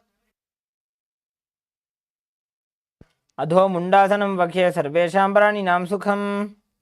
Next asana is Andhasana. Now kneel down and place the head between the knees. Keep the elbows adjacent to the knees and hold the head with both the hands. Visualize Swamiji and gaze at the nose.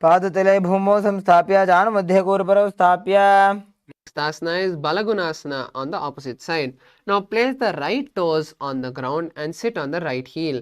Place the left foot flat on the mat and keep the knee to the chest. Place the hands on respective knees as you visualize Balaguna, one of the 84 Siddhas. आसन को गुण जल विकार जाई. Next asana is Utkatasana. Now sit on your heels and place the knees together. Place your palms on the respective knees and visualize Swamiji.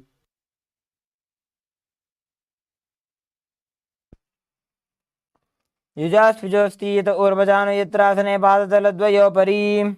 Next asana is Vajrasankharasana 2. Now sit on the toes with the perineum placed on the heels. Keep the soles of the feet together and keep your knees wide off the ground. Hold the opposite elbow behind your back and visualize Swamiji. प्रथम पणापाणी होए जैसे दोबू एड़ी गुदा निवैसे. Next asana is Anilasana. Now squat on the feet with your feet apart. Place the hands underneath the sole from the inside with the palms facing down. Keep the arms straight and gaze at the nose as you visualize your ability to live from air alone. दो हाथ भूमि पर टाने कहनी जाड़ी नाभि लगाने. Next asana is Padukasana.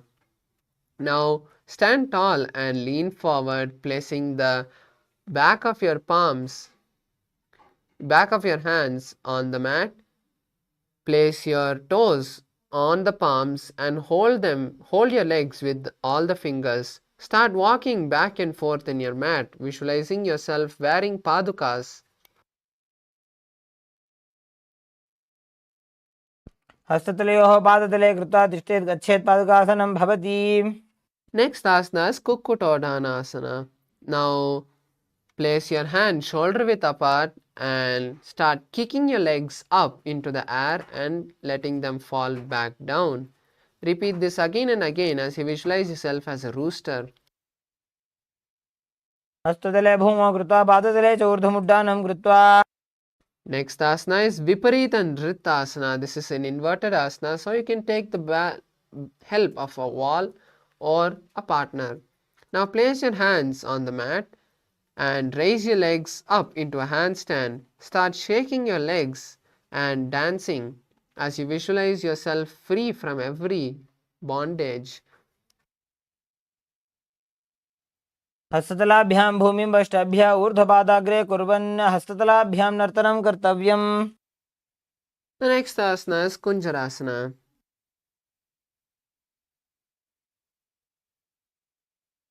Now separate the feet and place one palm on the ground on the mat and place the other palm on the head. Bring stability to this posture as you visualize Swamiji in your inner space. अथ वक्षे महादेव कुञ्जरासनमुत्तमम्.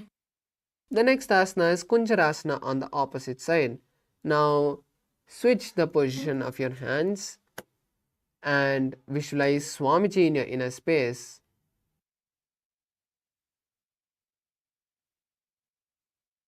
अथ वक्षे महादेव कुञ्जरासनमुत्तमम्.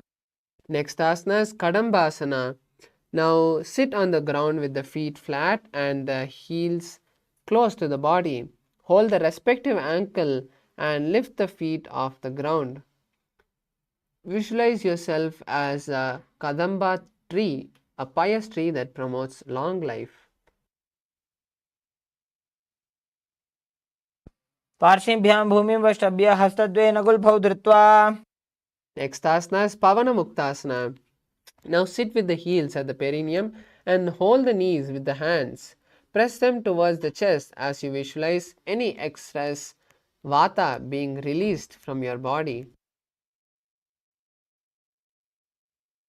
द्वयोः सुपादयोः पाणिं लात्वा स्वस्वनितम्बके. The next asana is Chakorasana.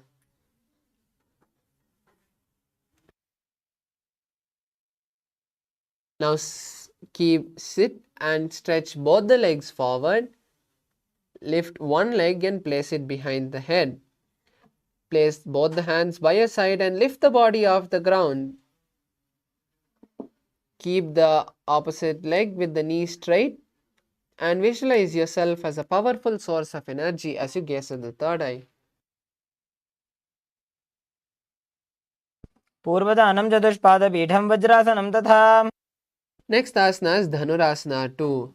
Now sit on the ground and hold the left toe with the left hand and pull the foot to the ear. Extend the right leg out, keeping the right leg straight. Hold the big toe with the index and middle finger and visualize yourself as a bow. पादाङ्गुष्ठौ तु पाणिभ्यां गृहीत्वा श्रवणावधि. Next asana is Ashtavakrasana. Now lift the left leg over top the left shoulder and bring the right foot across and hook it on top of the left foot. Lean forward and down while you extend the leg out and to the left side. As you lift the head and chest off the ground, visualize yourself as a flying crane. वासिष्ठमथकौण्डिन्यमूर्धकुक्कुटमेव च अष्टावक्रमथोत्थानं मयूरं सेतुबन्धनम्. Next asana is Pranasana. Now place the right foot on the left thigh and place the left foot flat on the ground. Have the left shoulder underneath the raised left leg and place the hand flat on the ground. Visualize you are immortal and gaze to the third eye. एतत् प्रभेदं वक्ष्यामि करोति यस्य चामरः. Next asana is Parshvamachendrasana. Now place the right foot at the root of the left thigh and place the left foot by the side of the right knee. Hold the left hand by the right and twist the body.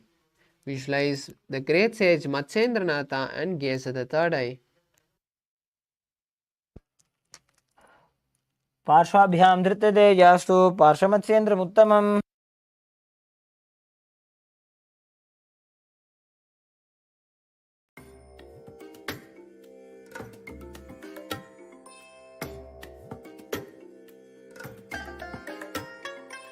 I bless you all.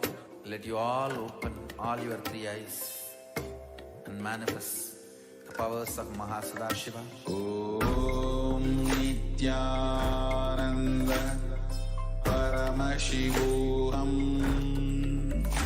Om Nithyananda Paramashivoham. Om Nithyananda Paramashivoham. Om Nithyananda Paramashivoham. Om Nithyananda Paramashivoham.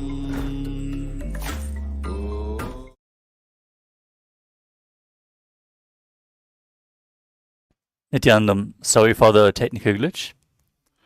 We are back and we are going to continue with the next asana of the sequence, Chakorasana. Now sit and lift one leg behind your head. If you can't bring it behind your head, you can bring it to your chest or over your leg. Then place your hands at the side and lift your entire body up, extending one leg straight. Gaze to your third eye and visualize yourself as a powerful source of energy. पूर्वदानं चतुष्पादपीठं वज्रासनं तथा. Next up is Dhanurasana 2. Hold on to your big toes in Prana Mudra with one leg extended and the other foot pulled towards your ear. Visualize yourself as a bow. पादाङ्गुष्ठौ तु पाणिभ्यां गृहीत्वा श्रवणावधि. Next up is Ashtavakrasana.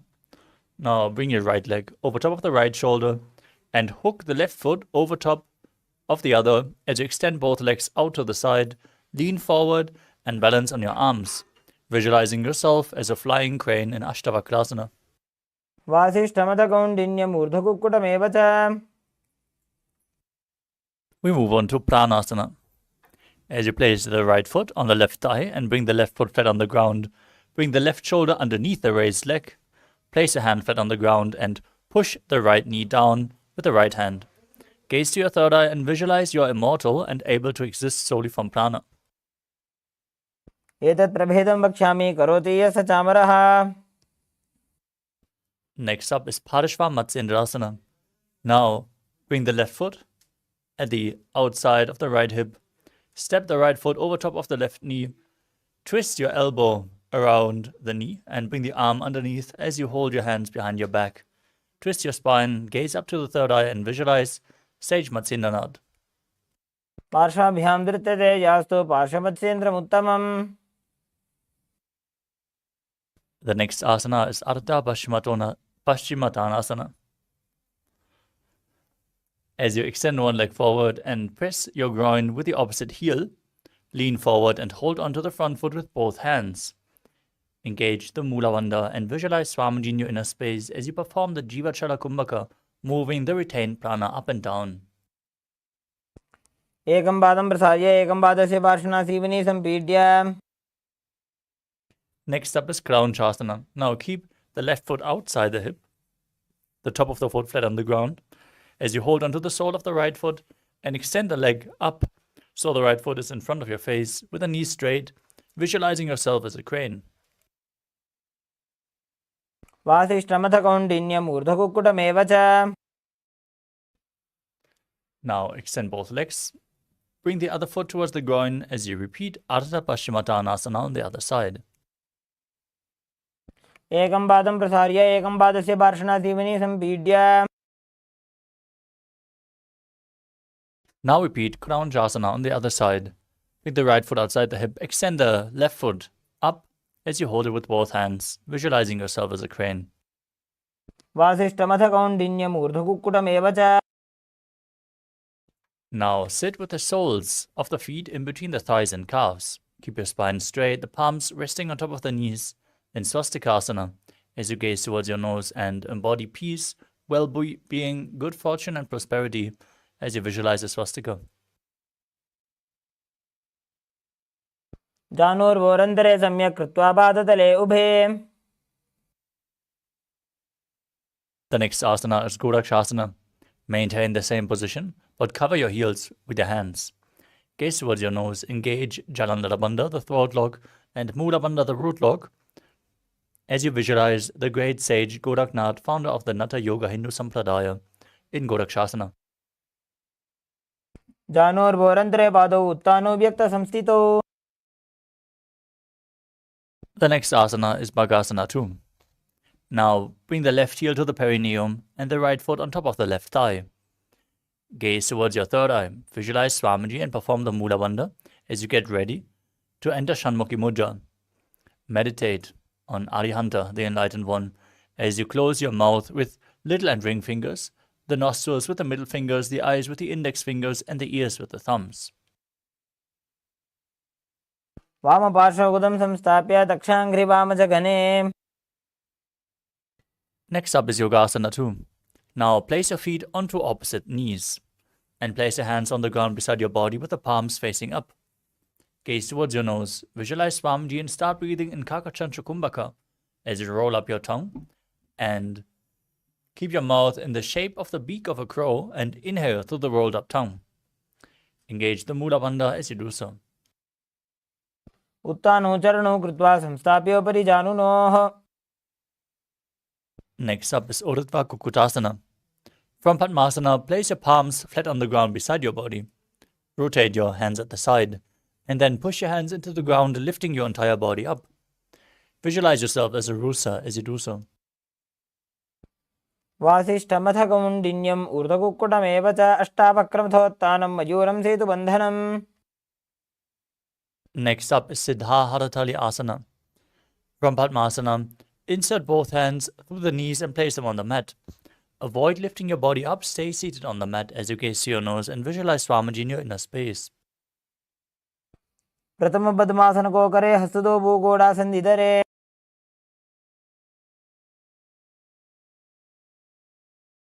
The next asana is Hamsasana. From the same position, push your hands into the mat and lift your body up. Balance on your arms as you gaze to your nose and visualize yourself as an elegant swan. कुक्कुटासने स्थित्वा स्कन्दपर्यन्तं ऊरूनि नीत्वा The next asana is Karmukasana.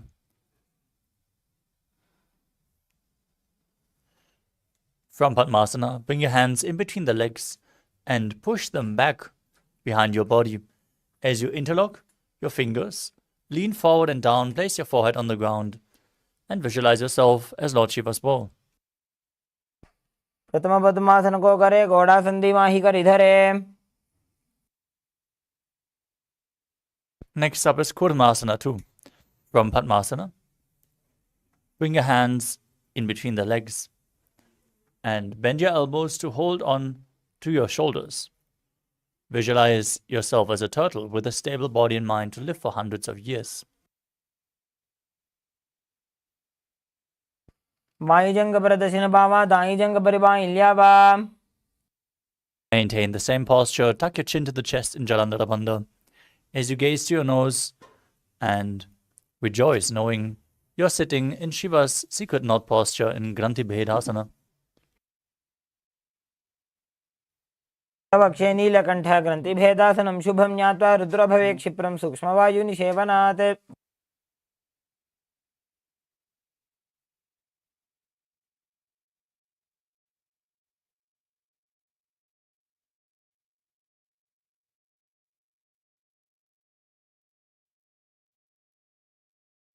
The next asana is Uttana Kurmasana. Now slowly roll onto your back and continue to hold the respective shoulders as you visualize yourself as a turtle and gaze at the nose. Kukkutasana बन्धस्थं कराभ्यां धृतगन्धरम्.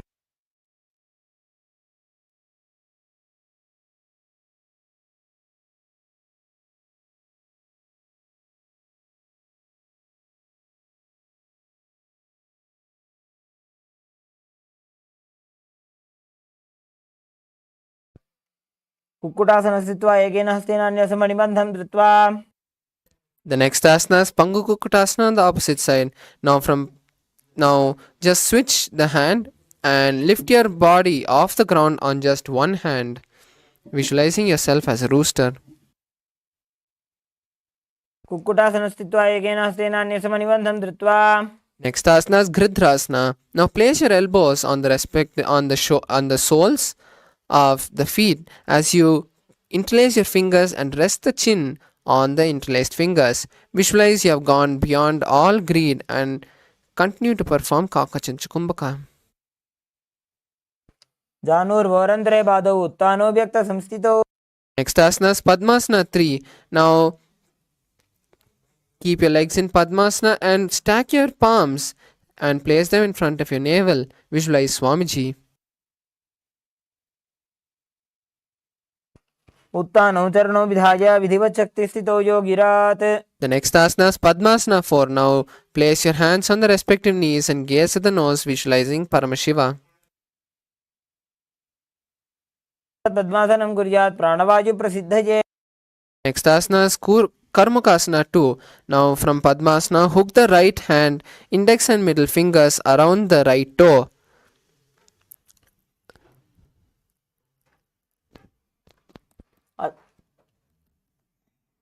Place the opposite hand on the respective knee and repeat this on the opposite side.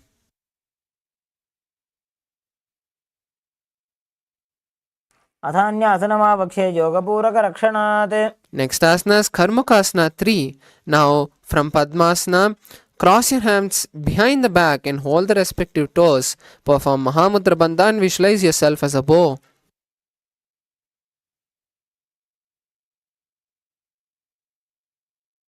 कर्मुकासनमाक्षित्य उदरे पूरयेत् सुखम्. Next asana is Dhridasana. Now release the Mahamudra Bandha and maintain the same posture as you gaze at the third eye in Dhridasana. ऊरुभ्यामुपरि स्थाप्य पादयुग्मं प्रयत्नतः. The next asana is Nagrasana. From Karmakasana 3, try to lie down by holding your feet. If you can't hold on to your feet, leave the feet, but just cross the hands behind the back. Lie down and visualize yourself as a snake.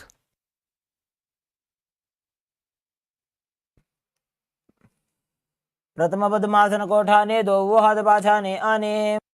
Next asana is Kandukasana. Now release the Padmasana and bring your knees to the chest. Wrap your legs with your hands and squeeze your body as you visualize yourself as a ball.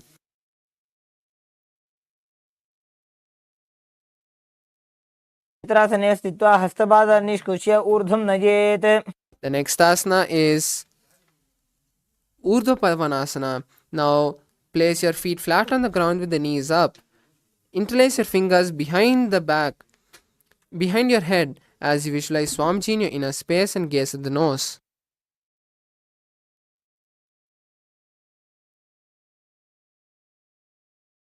प्रथमे सूधो San करावे घोड़ा उभा राशि मिलावे. Next asana is Markata Pitasana. Now from that lying position, bring your hands and place them under the respective heel. Lift your hips up and visualize yourself as an ape. उत्तान शयनं पादतले उत्तान हस्तयोः स्थापयेत् पृष्ठभागमुत्तरमजेत्. Next asana Uttana Shikipitakasana. Now support your hips with the hands and place the elbows on the ground. Stretch your legs forward and bear the weight of your body on the elbows. Visualize Swamiji in your inner space.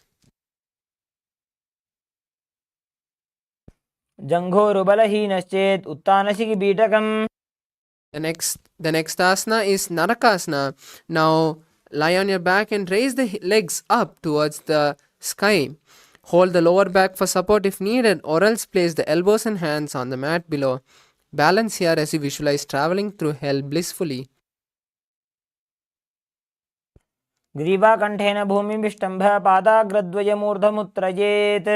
Next asana is Tiryanavakasana. Now place the hands on the lower back and slowly angle the legs forward. Visualize yourself as a bow. नौकावत् स्थित्वा ऊर्ध्वं पादाग्रद्वयं नयेत्. The next asana is Dhwajasana. Now place the hands from your lower back if you can and balance, visualizing yourself as the Kailasa flag. तिर्यन्नौकावत् ग्रीवापृष्ठकूर्परैः भूमिं वष्टभ्य. Last asana is Amritattva. Now relax completely. Place the hands by your side with the palms facing upwards. Visualize your body is being liberated by Swamiji as you perform the Shakti Chalana Mudra, seeing the Kundalini travel from the root center to the crown. Completely unclutch from your body and just relax completely.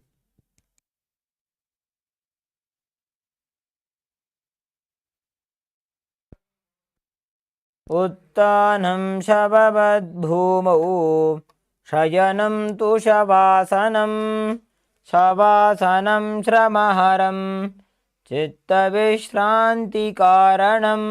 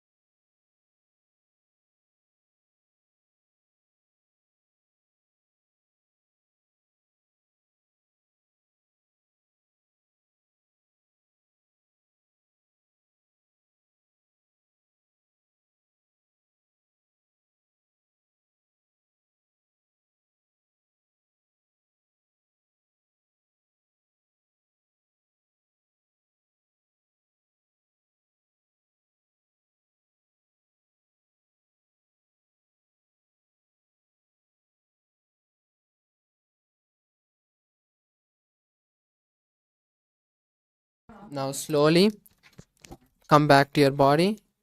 Start shaking your hands and legs.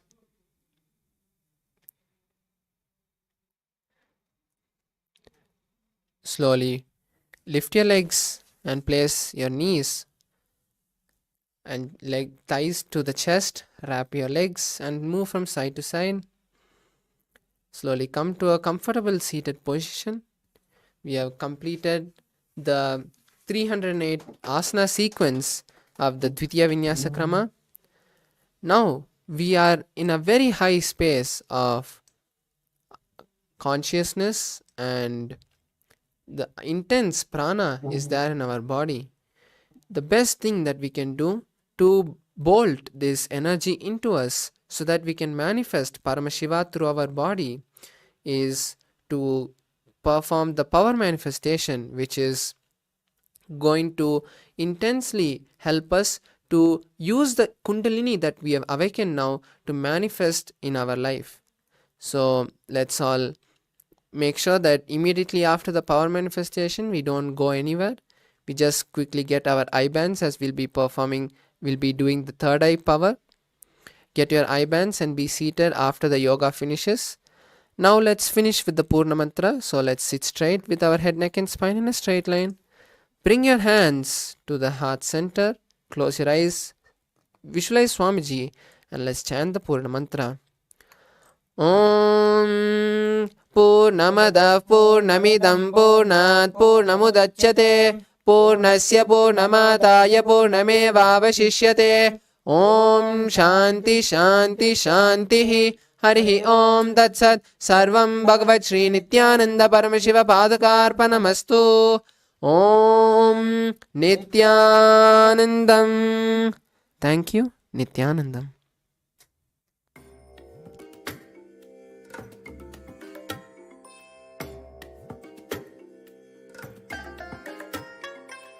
I bless you all. Let you all open all your three eyes and manifest the powers of Mahā Siddha. Om Nithyananda Paramashivoham. Om Nithyananda Paramashivoham. Om Nithyananda Paramashivoham. Om Nithyananda Paramashivoham. Om Nithyananda Paramashivoham. Om Nithyananda Paramashivoham.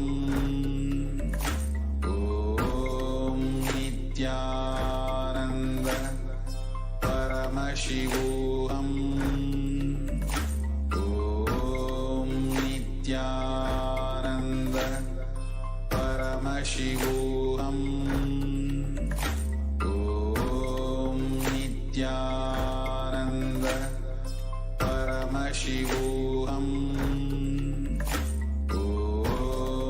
Nithyananda Paramashivoham.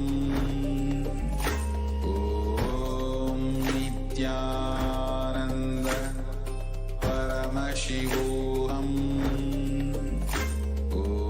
Om Nithyananda Paramashivoham. Om Nithyananda Paramashivoham.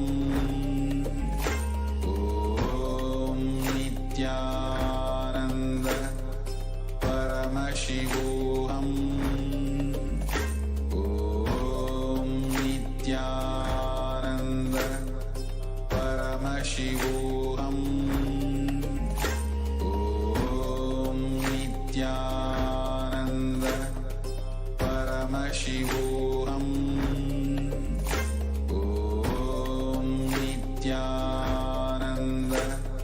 Paramashivoham.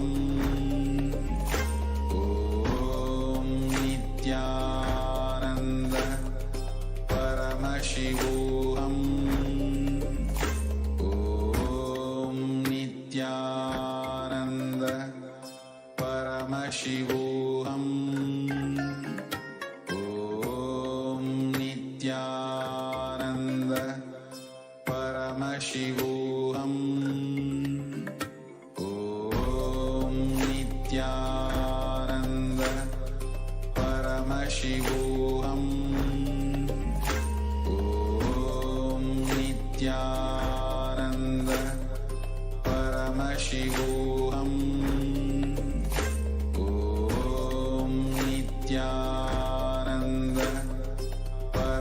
Paramashivoham.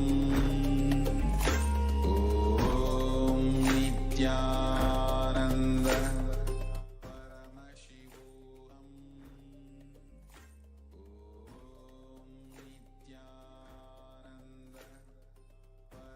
नित्यानन्दं परमसुखदं केवलं ज्ञानमूर्तिं द्वन्द्वातीतं गगनसदृशं तत्त्वमस्याधिलक्ष्यम् एकं नित्यं विमलमचलं सर्वधी साक्षिभूतं भावातीतं त्रिगुणरहितं सद्गुरुं तं Namami.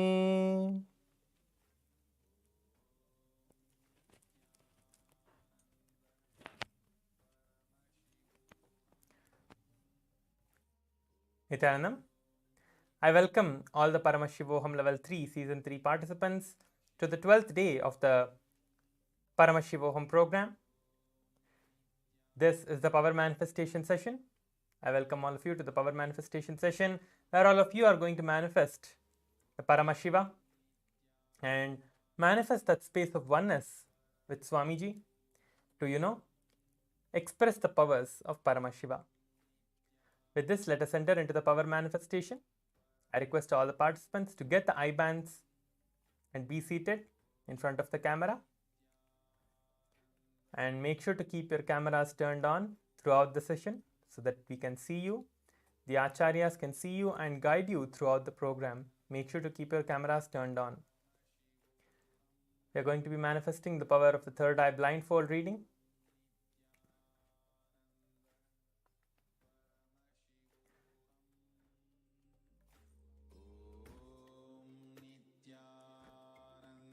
We have just completed the Prathama Vinyasakrama and the Dvitiya Vinyasakrama Yoga and established ourselves in the space of oneness to manifest the powers. So let us now enter into the power manifestation. Let us close our eyes now. Close your eyes, take your eye bands and cover your eyes. You will be listening to the Shastra Pramana now. I'll be chanting the Shastra Pramana, the source scripture where Paramashiva himself reveals about this great science and the power of the third eye blindfold reading. How the power of the third eye manifests when you are established in that space of oneness. Kapalantarmanonasya tishthanmilitalochanaha kramena manasodardhyat lakshaye lakshyamuttamam.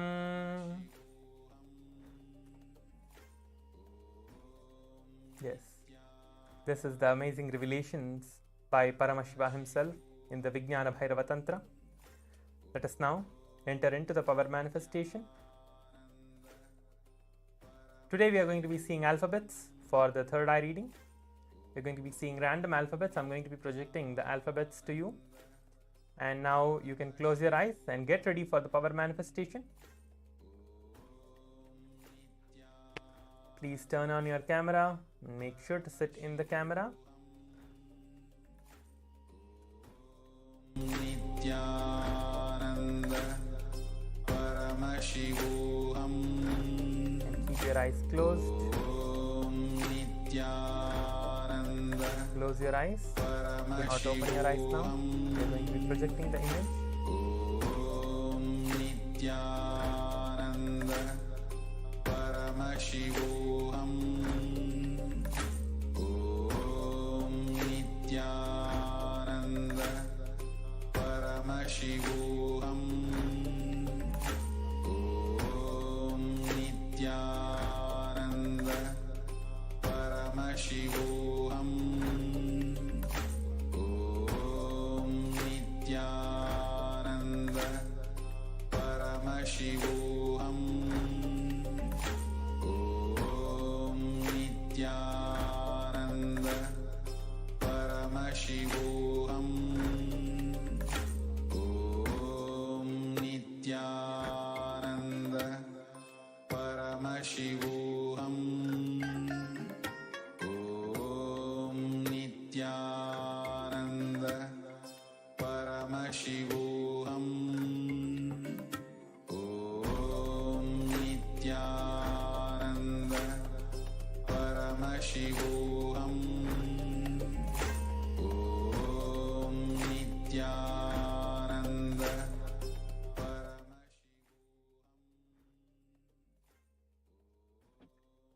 Keep your eyes closed.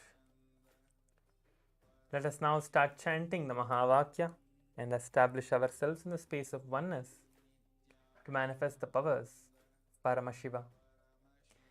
Let us now establish ourselves in the space of oneness with Swamiji. Keep your eyes closed. Do not open your eyes now. Visualize Swamiji intensely in your third eye and start chanting the Mahavakya now. Keep the intense visualization happening and intensely chant the Mahavakya. We are going to be projecting the image now for you all to scan through the third eye and see the revelations.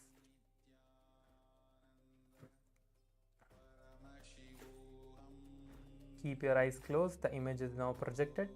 Do not open your eyes yet. The image is now being projected. Intensely chant the Mahavakya and scan through the third eye and see. Just request Swamiji to show whatever is there being projected on the screen. Now the image is there. Continue to see through the third eye. You have a few moments to manifest this power. Just request Swamiji to flow through you and show you whatever is there. And just chant the Mahavakya and visualize Swamiji after that. You will see that you are there. What is there? Paramashivoham. Om Nithyananda. Paramashivoham. Om Nithyananda. Paramashivoham. Om Nithyananda. Paramashivoham. Om Nithyananda. Paramashivoham. Om Nithyananda. Paramashivoham. Om Nithyananda. Paramashivoham. Om Nithyananda. Paramashivoham. Om Nithyananda. Paramashivoham. Om Nithyananda. Paramashivoham. Om Nithyananda. Paramashivoham. Om Nithyananda. Paramashivoham. Om Nithyananda. Paramashivoham.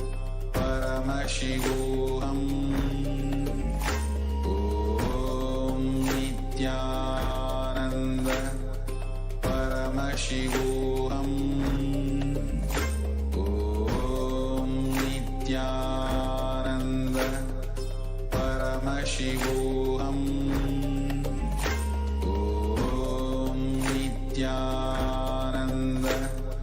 Paramashivoham.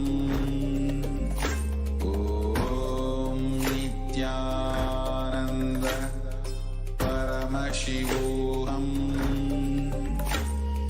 Om Nithyananda. Paramashivoham. Om Nithyananda. Paramashivoham. Om Nithyananda. Paramashivoham.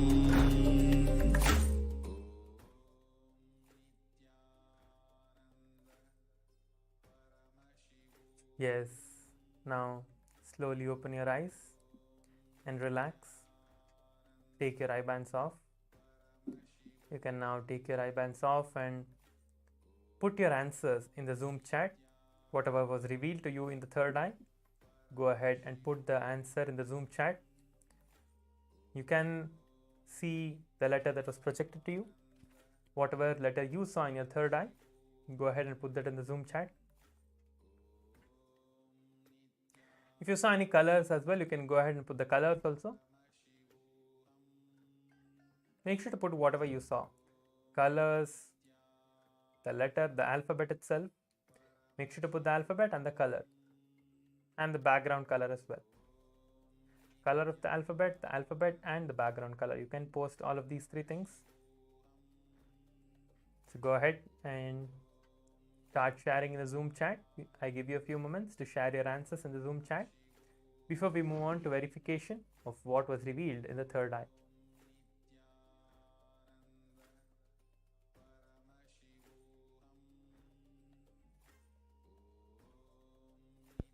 Yes. Now please make sure to share your answers in the Zoom chat. Share everything that you saw in the Zoom chat. I see that a few participants are sharing. Yes.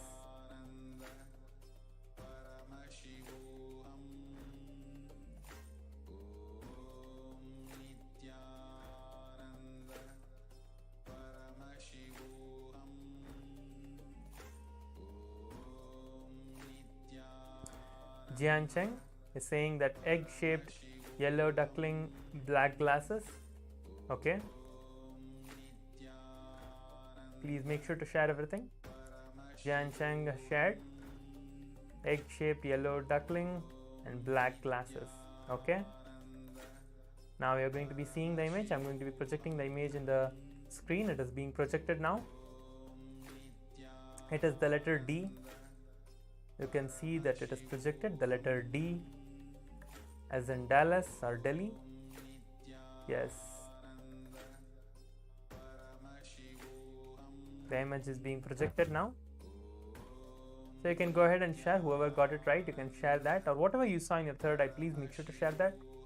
Whether you got the background color which is white, or the letter itself that is D, or the color of the letter which is golden or yellow. So Jian Cheng has actually got the color right, so you got yellow. That's great. Even though you saw something else as not an alphabet, but you saw the letter, that is actually really good. You are seeing the color, that is actually amazing.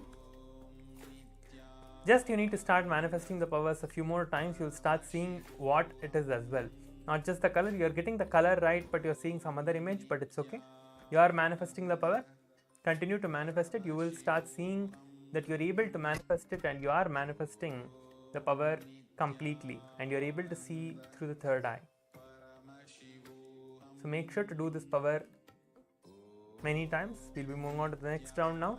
So please again close your eyes and start chanting the Mahavakya.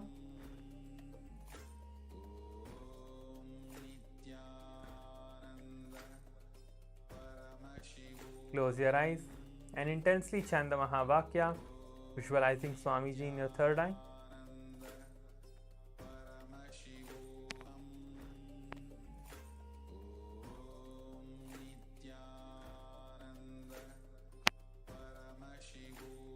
Intensely chant the Mahavakya. Just visualize Swamiji and request Swamiji now. We are going to be projecting the image. Just request Swamiji. Swamiji, please show me whatever is being projected on the screen. Just flow through me and show me whatever is there on the screen. Just ask this question once. Just drop this question at Swamiji's feet.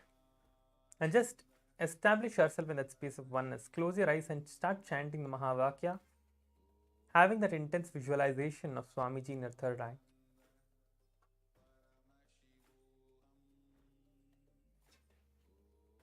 The image is now being projected.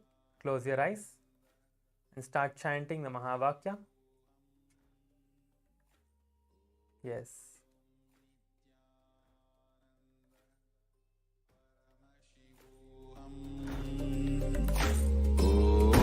Om Nithyananda Paramashivoham. Om Nithyananda Paramashivoham.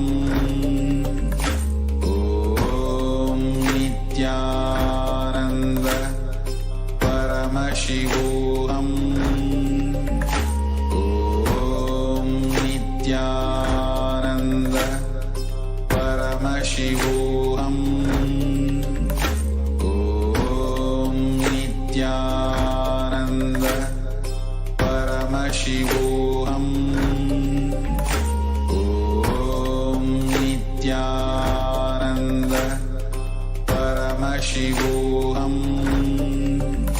Om Nithyananda Paramashivoham. Om Nithyananda Paramashivoham. Om Nithyananda Paramashivoham. Om Nithyananda Paramashivoham. Om Nithyananda Paramashivoham. Om Nithyananda Paramashivoham.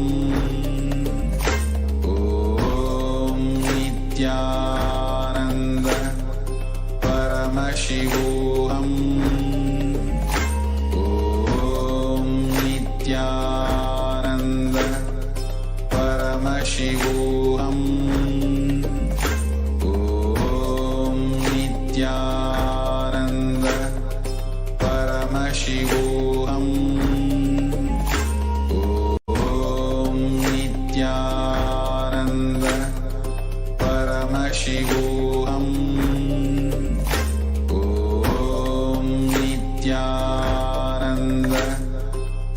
Paramashivoham. Om Nithyananda Paramashivoham. Om Nithyananda Paramashivoham. Om Nithyananda Paramashivoham. Om Nithyananda Paramashivoham. Om Nithyananda Paramashivoham. Om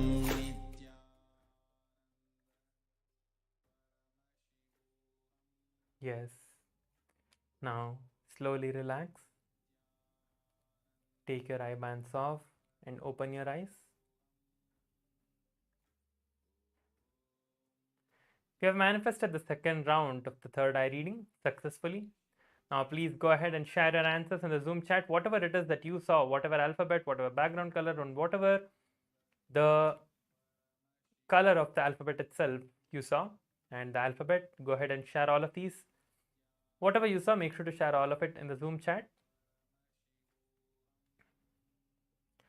Whatever you saw, exactly share those things in the Zoom chat. Do not feel, okay, I am not able to manifest, or maybe this might not be it, or you have been trying for so many days but you still don't get it, and you see some images but you don't know if it is right or wrong. Do not judge yourself with anything. Just go ahead and put it. Just go ahead and share everything that you saw without any self-doubt. Even though you have self-doubt, go ahead and share it. Because only when you share it, you will know that you are actually seeing it. So you will be like, okay, oh, I saw this, but I couldn't share.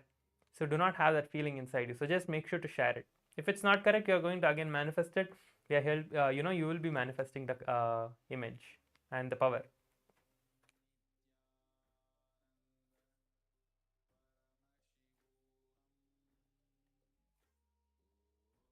Jan Chang is saying green plants, binoculars, and water. Okay.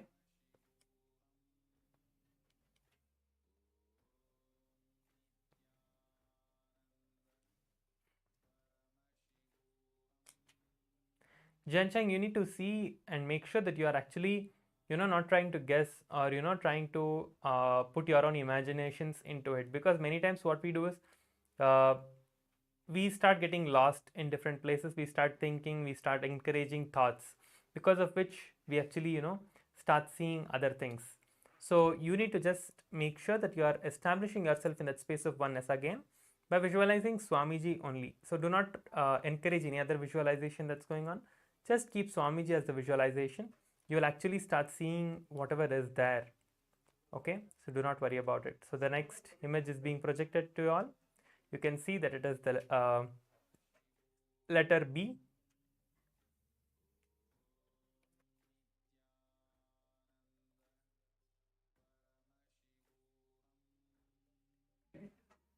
Junji Wong is saying black, white, and square. Okay.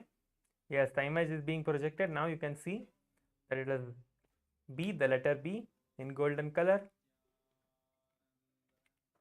Okay. Yes, Jian Chang. So you can do that. You will see that you are manifesting the power more and more every day. So with this, we come to the end of today's power manifestation.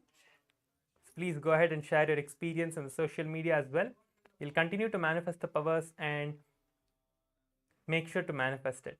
So let us finish with the Purna Mantra now. Om Purnamada Purnamidam Purnat Purnamudachyate Purnasya Purnamadhaya Purnameva Vashishyate. Om Shanti Shanti Shanti Hari Om Tat Sat Sarvam Bhagavat Shri Nithyananda Paramashiva Padukarpanamastu. Om Nithyanandam. Yes, the next session is going to start shortly. Please stay tuned. Thank you. Nithyanandam. Shivoham Om Nithyananda Paramashivoham Om Nithyananda Paramashivoham Om Nithyananda Paramashivoham Om Nithyananda Paramashivoham Om Nithyananda Paramashivoham Om Nithyananda Paramashivoham Om Nithyananda Paramashivoham Om Nithyananda Paramashivoham Om Nithyananda Paramashivoham Om Nithyananda Paramashivoham Om Nithyananda Paramashivoham Om Nithyananda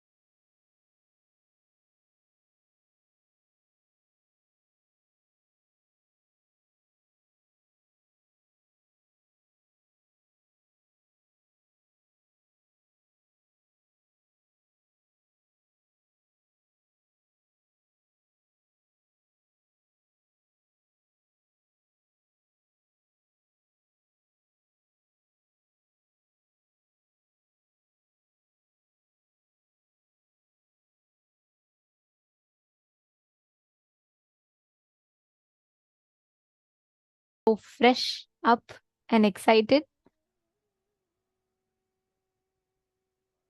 Nithyananda Mamsakala, Ma Hedi Shlaks, and Ma Xianying.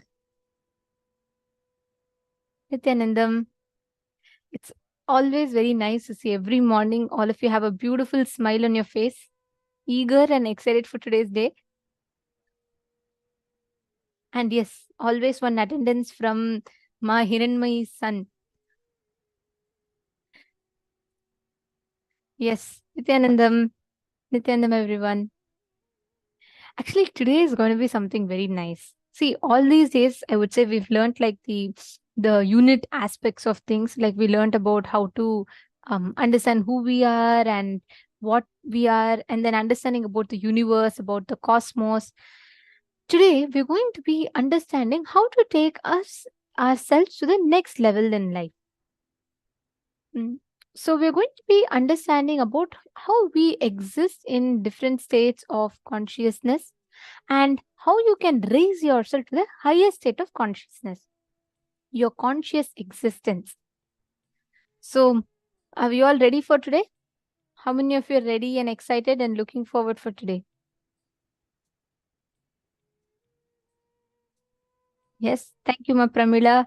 Yes, Ma Maheshwari Kumar Vinayagam. Thank you. Okay, and Ma Maheshwari. I see one more Ma Maheshwari here. Nityananda Ma, which place are you from?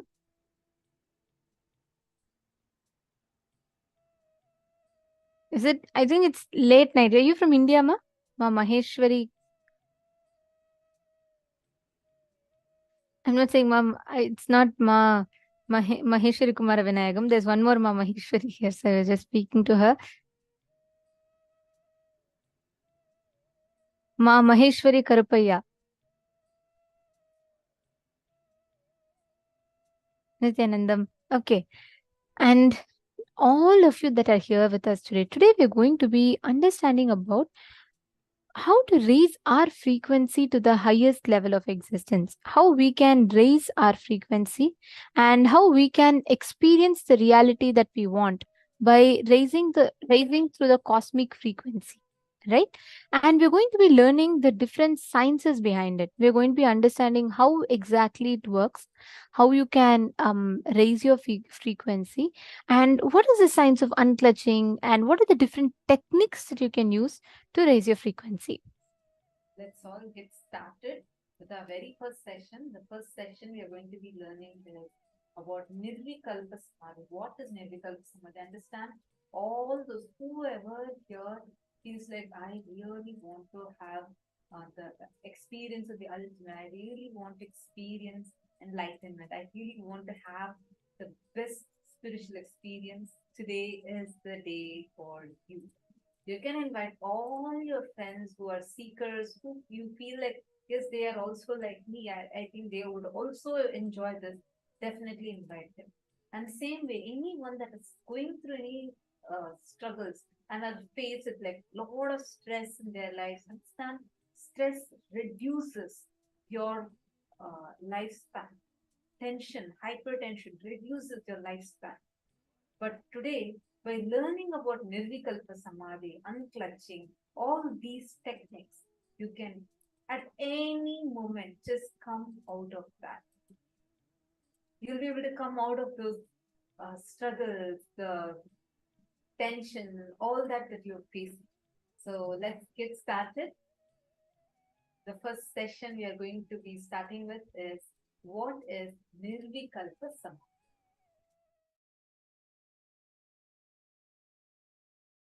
Nirvikalpa Samadhi is silence, soaked in silence, soaked inside the silence.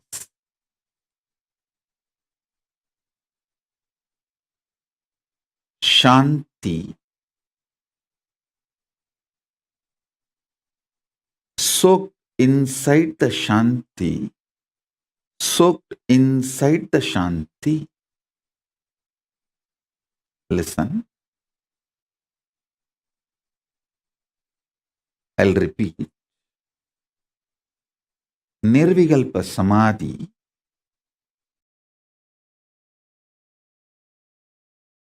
is silence soaked inside the silence, soaked inside the silence.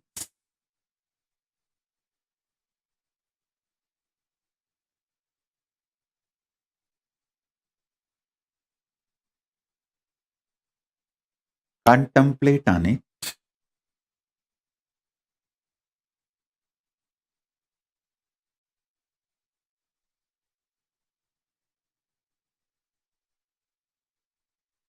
Contemplate on it.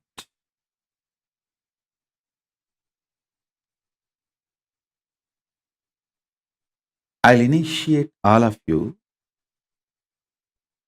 into Nirvikalpa Samadhi as a living experience today.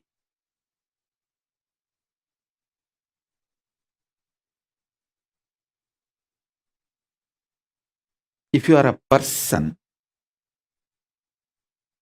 using English as the language for your inner talk, use this line to meditate now. Silence, soaked inside the silence, soaked inside the silence.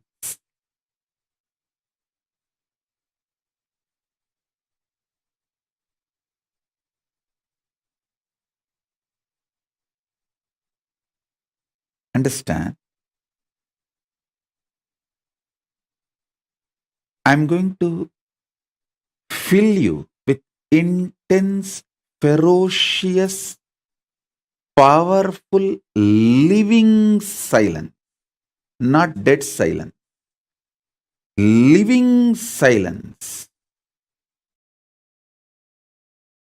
The silence I'm going to inject into your being will touch your Swadhisthana chakra, means it will just terrorize the patterns and fears in you. The fears and patterns will melt down like how the metals melt in the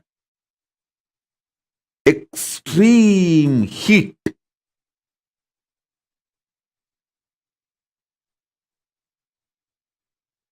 In that absolute heat, how the metal melts, same way all your patterns will melt. So it is not dead silence. So listen carefully. It is not dead silence. It's a living silence.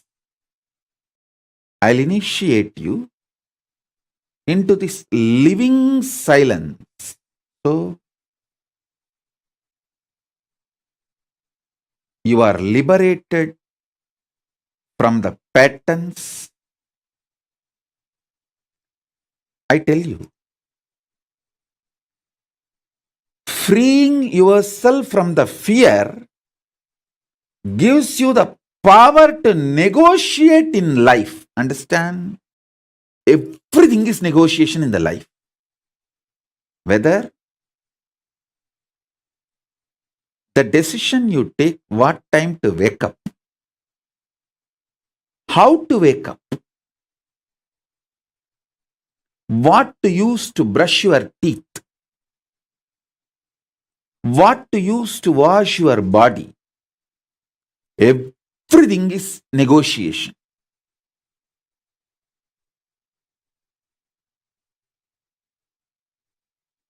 Whether you talk to yourself and convince yourself for some activity, or convince your spouse for something, convince your team, your boss, your subordinates, your assistants, everything is all about negotiation. It's all negotiation. All relationships are negotiation.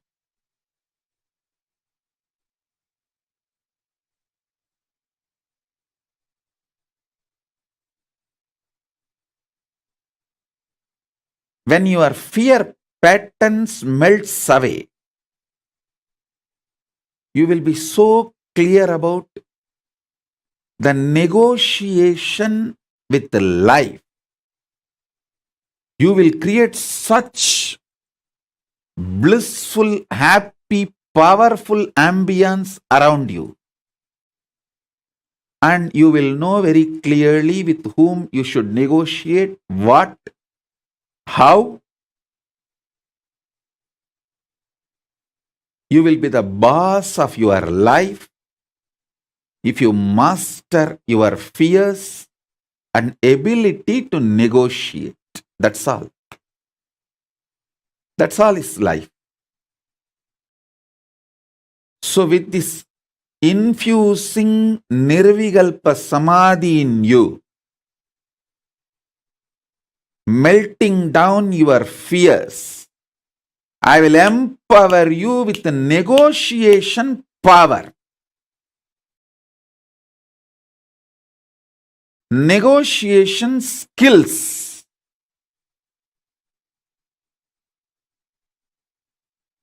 When you start negotiating in life, in business or personal relationships or with yourself, many times,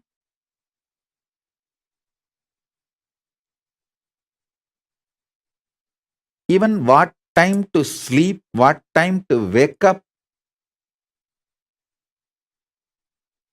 if you learn how to negotiate with yourself, you will be successful in all the lifestyle I am teaching.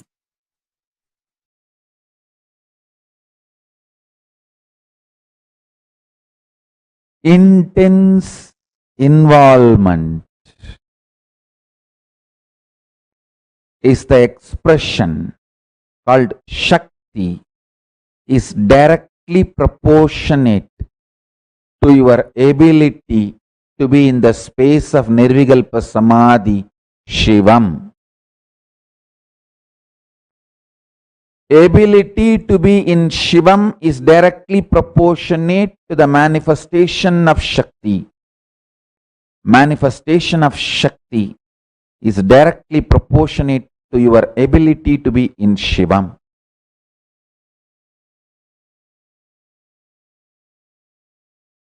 Put more energy, more attention, more awareness, more life into your ability to be in Nirvikalpa Samadhi, to build your capacity to be in Nirvikalpa Samadhi, Shivam.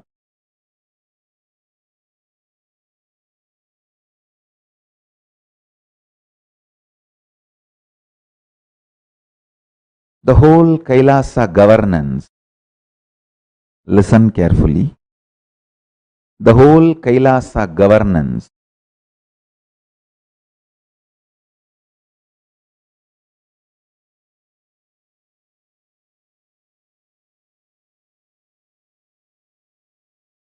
described elaborately in Agamas,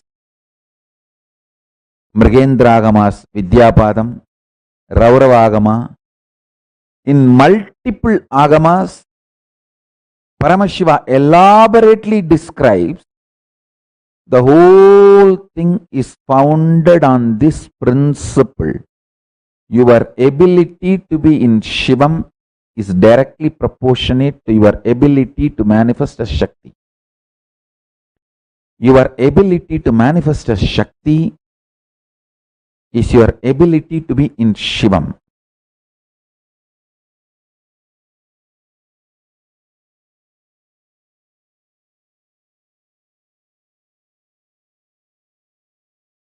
One of the biggest enemy stopping you experience Nirvikalpa Samadhi is your self-criticizing pattern.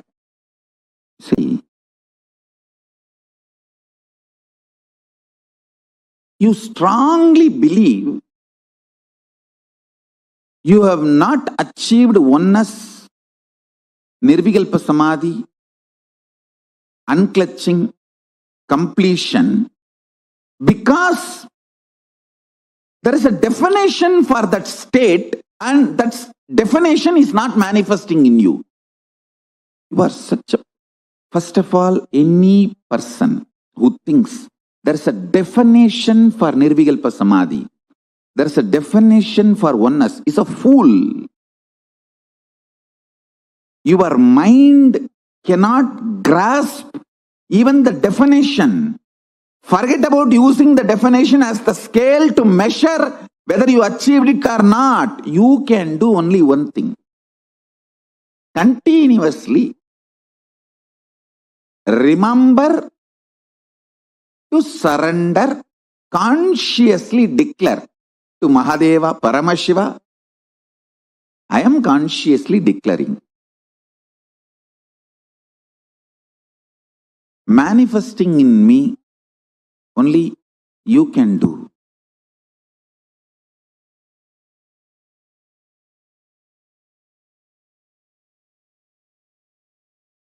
Ramana Maharshi beautifully sings in Aksharamanamala. Aru kavenai andanai agattidil agilam vazhittidum Arunachala. Aham pugundirthun nagakkugai sirayai amarvitta dengolo Arunachala. That whole scene is actually in Madhura Bhava. One of the wives of Krishna,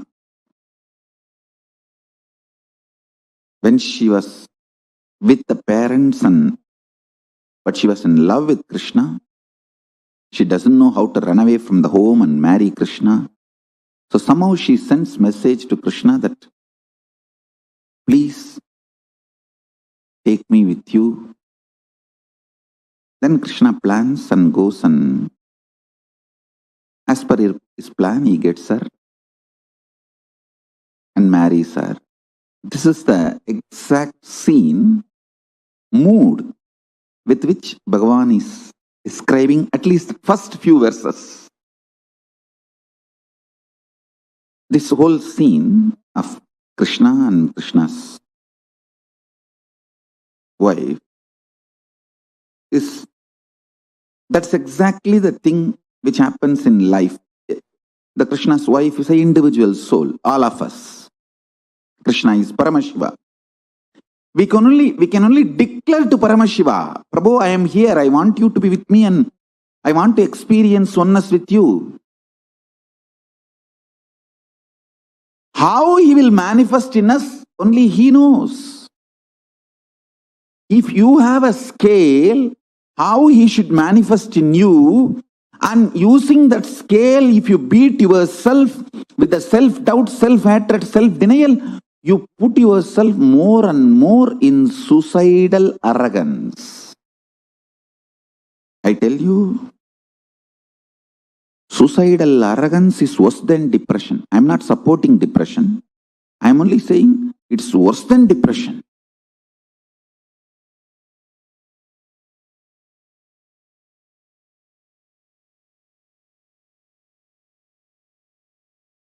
I'll tell you precisely, exactly right attitude. Declare to Paramashiva, Prabhu, really, I personally do not know much about the way you exist. But as per your declaration in Vedas and Agamas and my Guru's confirmation, I have some idea about how you exist. Whether that idea is complete or not, I do not know. But what I know as me, I surrender unto you. I offer me to you. Please You take away me in you. You radiate. Let you alone exist. Let me experience absolute oneness. Nirvikalpa Samadhi, unclutching, complete completion, or whatever, the highest state. I may not know the name or words to describe. Let me experience that. Declare it consciously. Remember one thing. Even if you are consciously enjoying somebody swimming, his brain activity, his neuron activity is mirrored in you. Even ordinary swimming, his neuron activities are mirrored in your brain. Can't you understand the great cosmic experience, existence, Paramashiva, when you surrender to him? Will his neuron activity not mirror in you? Don't you understand? When you pray, when you decide to have feeling connection, when you declare to have oneness with Paramashiva, be assured simply his neuron activities mirror in your brain. How it should, you don't put a condition. Once you surrender and declare, whatever is happening, decide to know very clearly that is he manifesting. If you are even feeling irritated, what can be done? That is the way he is manifesting. Whatever he is manifesting. Go with that peacefulness, Shanta Swarupa. Then he sinks deeper and deeper into your being. Your being sinks deeper and deeper into his existence.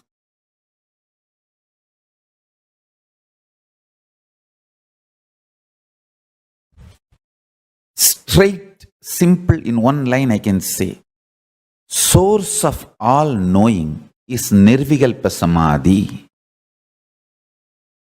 It is too easy to achieve because every breath takes turn touching your Nirvikalpa Samadhi space. Means if you are breathing from Nirvikalpa Samadhi. If that Nirvikalpa Samadhi stops reflecting on your body, it becomes dead.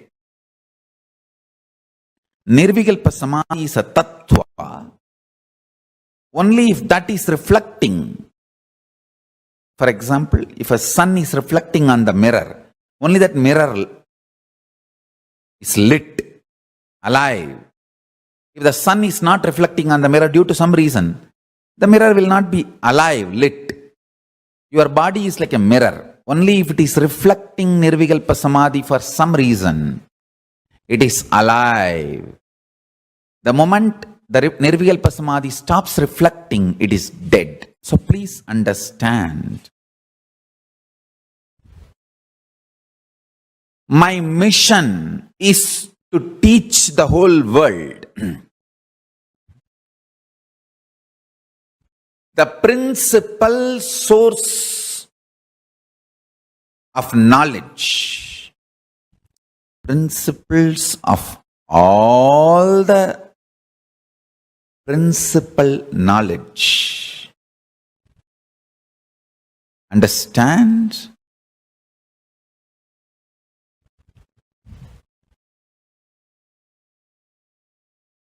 Is Nirvikalpa Samadhi.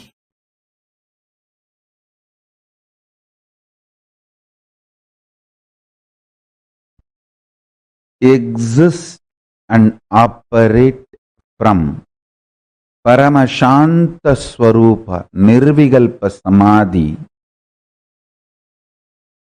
So you will understand, even though operating in the binary logic, binary world,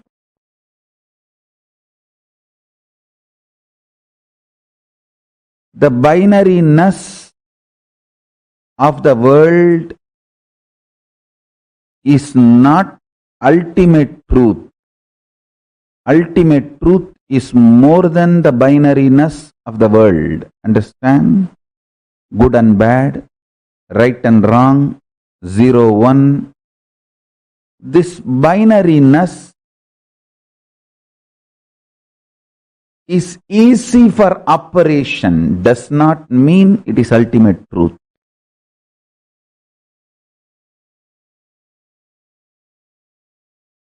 Only the higher science can refute what you know as science. If you operate from the Paramashanta Swarupa, Nirvikalpa Samadhi, you will understand the higher science. So you will know where the regular science which you know as science should be adopted, applied, and where it is inadequate. Listen to these three truths today Paramashiva is revealing. First, more and more operating from Nirvikalpa Samadhi will make you realize binary system with which this whole world is operating. Whatever you call as science, logic, rational, good, bad, right, wrong, everything, almost everything you know below the sun and above the sun is binary. Whatever human mind can conceive, consume, conceptualize, cognize, everything is binary. Good, bad, right, wrong, 0, 1, there or not, it's all binary. Even your third possibility is mixture of this binary. Existence of binary and denial of binary and mixture of binary only forms even your third, fourth, fifth component and cognition. To understand,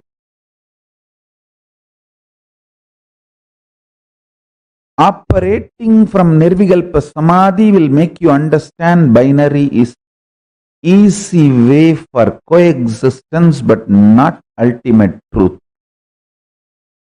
You should know how to coexist beautifully, easily, sweetly, happily, and you should know the ultimate truth. That is the uniqueness of your existence. People who learn only how to coexist happily may have power over the human society. Power over the human society is not always the truth of the existence.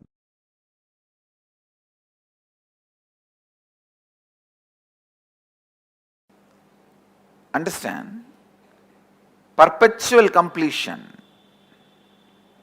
means ability to sit in the completion continuously without tiredness, boredom, without any incompletion able to move you. Without tiredness, boredom, without any incompletion able to move you. It is like a sit. Whenever incompletions comes up, relive and drop the incompletion. Again, just sit. The space of completion. It will almost look like the initial level, the person who has a diarrhea, how he runs to the restroom and comes back. And in next 5 minutes again he runs to the restroom and comes back. Again he runs to the restroom and comes back. In the initial it will look like that only. But in few minutes it will settle down. It may look like a wrong analogy. You can sit with open eyes or closed eyes. But you can't engage yourself in unconscious slumber, means sleeping. You can't engage yourself in just getting lost in the flow of thoughts. No. You will only sit in the space of complete completion. I'm going to be here continuously encouraging you and guiding you. Listen. Listen to the instruction. You don't need to keep your eyes closed or eyes open. It's up to you. You want to keep your eyes open, keep it open. If you want to keep your eyes closed, keep it closed. It's up to you. But no thought current inside. You will sit in the space of completion. Any thought comes up is an incompletion. Then see the source. Why that thought? Feeling agitated, feeling irritated, feeling tired, feeling bored. Why that thought? See the source. When you started developing this same thought trend, relive, complete, relieve, come back to completion. How many of you understand the process? Shall we start? It will not be difficult, I tell you. Very easy it will be. Only first 10 thought you have to do completion, and then after that it is just a simple decision, you will be in the space of completion. That is all. Permanent pain is nothing but every individual separate thoughts continuously coming. There is no permanent, continuous. Broken leg, every thought. I have had a hand fracture. Every thought of pain is continuous, not permanent. You can look in what mind says pain, from where that thought trend of pain is developing, how I am developing, look in. When you started developing, just see that thought trend and complete, relive. You will see it disappears. So thought will cross the thought and you will be thoughtless. Understand? Completion is also one thought which completes the incompletion. You will be in the space of completion. I tell you, you can complete even with the life incidences happening. For example, if you are continuously abused, decide I am completing with this pattern. You will see suddenly, you will stop attracting the people who are abusing you. Your life incidents can be completed. What you are talking about, small pains.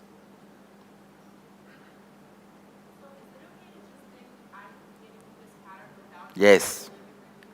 I think going through a little bit inside and reliving will help you. No, that hatred to go in is one more pattern.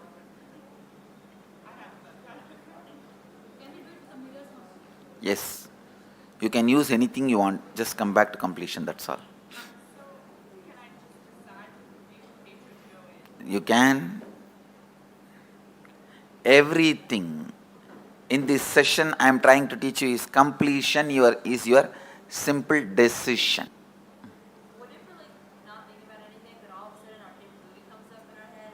That is incompletion. That is what I am telling. Run to the bathroom immediately. Take a diarrhea patient. Complete, drop, and come to the space of completion. Actually, I am teaching you to live in Nirvikalpa Samadhi. Perpetually living in Nirvikalpa Samadhi. Perpetually living in the space of Advaita. Perpetually living in the space of completion. That's what I am teaching you guys now. Say, all these days we pulled out many incompletions from inside and completed. Today, we are just looking, whoever comes to fight with you, you are going to fight with them. That's all. We don't call for Mahabharat war. Whoever comes on the way to fight with you, finish them. No, every thought is a powerlessness.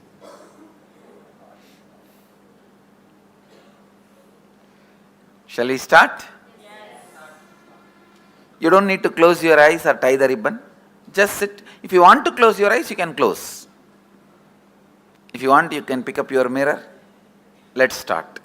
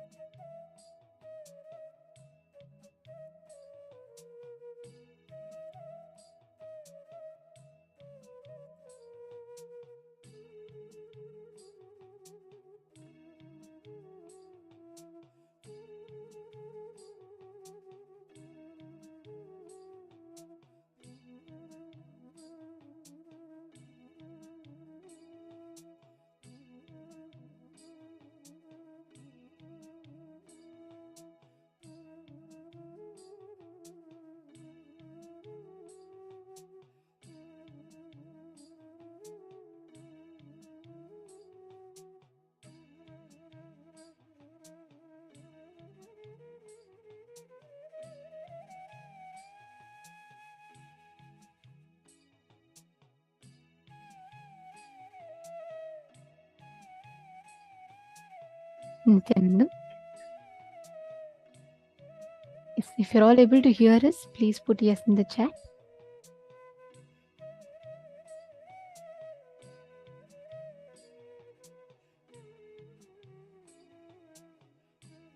See, please understand, Nirvikalpa Samadhi is a Tattva.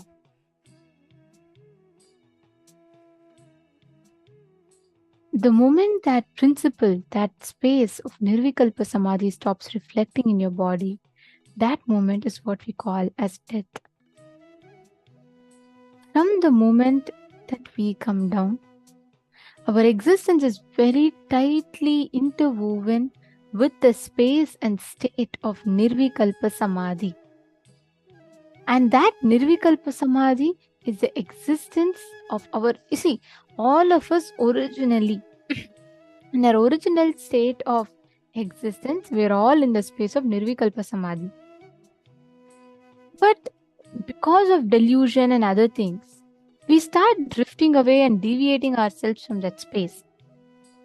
Every time you drift away or every time you deviate from that space, again and again, you come back, you fall back into the space of conflict inside of you.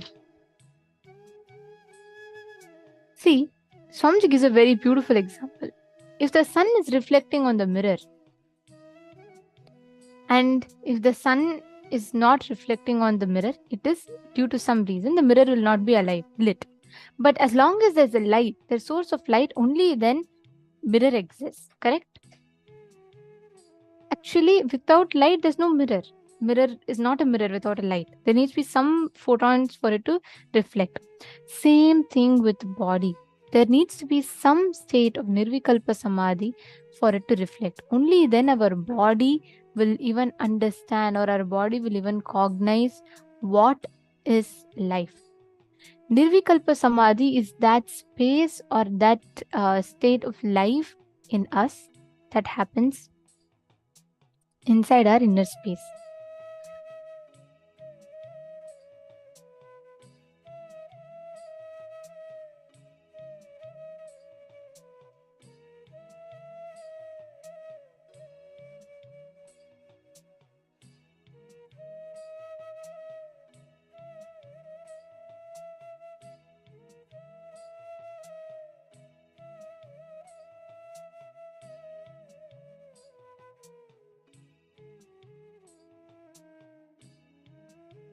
Nirvikalpa Samadhi is intense silence in your inner space. When you are in that space of silence, like complete silence in your inner space, you manifest the space of Nirvikalpa Samadhi in you. So please understand, the moment you experience, the moment you lift yourself to the space of the highest space of oneness, whatever you call it, right? That very moment, you experience that Nirvikalpa Samadhi in you. And Nirvikalpa Samadhi, Swamiji beautifully describes it as silence soaked inside the silence.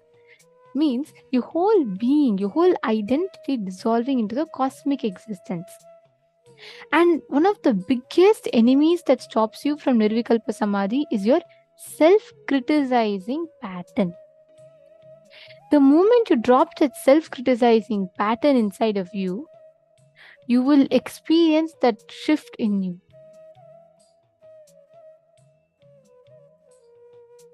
What you're going to do is, now you're going to be sitting in the Nirvikalpa Samadhi space.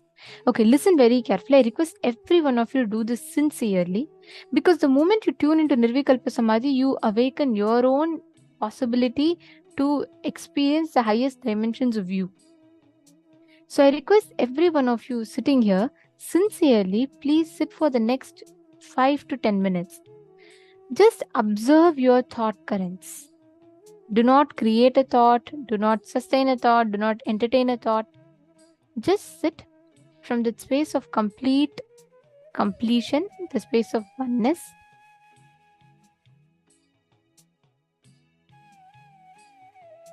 Watch your thoughts. See, you can sit with your eyes closed or eyes open, it doesn't matter, it's up to you. But sit in a comfortable position, keep your back straight, and just if you prefer, you can keep your eyes open. If you prefer, you can keep your eyes closed. However, it is fine. But the key here is experiencing the space, the state of Nirvikalpa Samadhi, which means you're going to be experiencing what exactly it means to manifest that highest existence in your inner space. Come to that space. Just watch your thoughts. All the thoughts that's happening inside of you, just watch your thoughts. Observe them. All of you sit now. I request each of you to sincerely do this.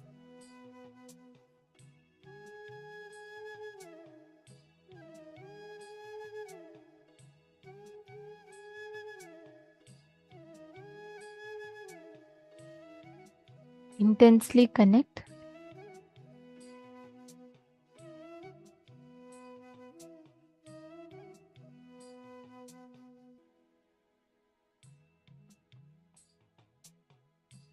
Any thoughts happening in your inner space, just observe.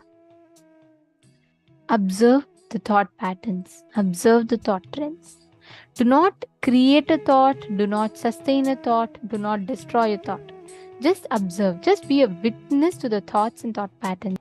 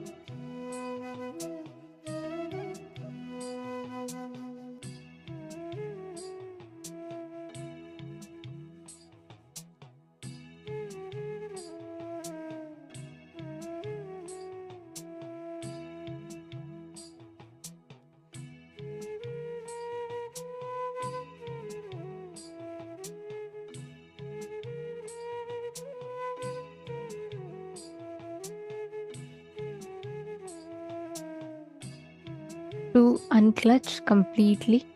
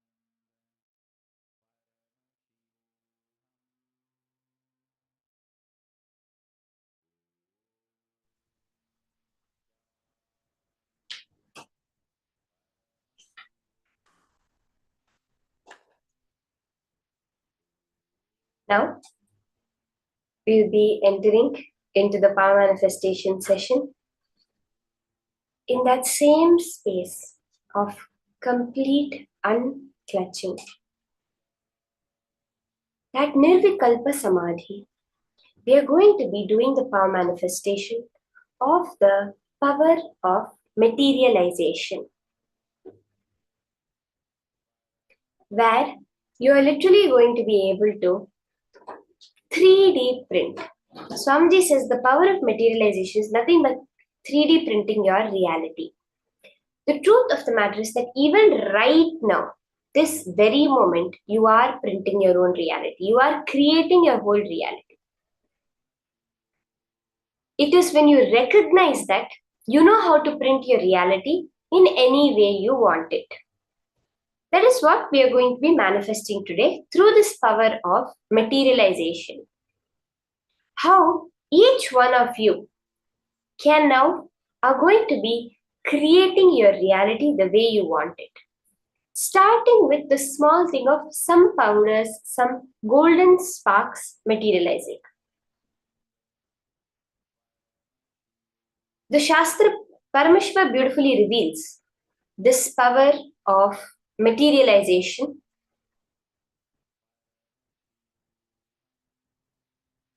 And he tells that this power is just happens from the antahkaranas, just by the will.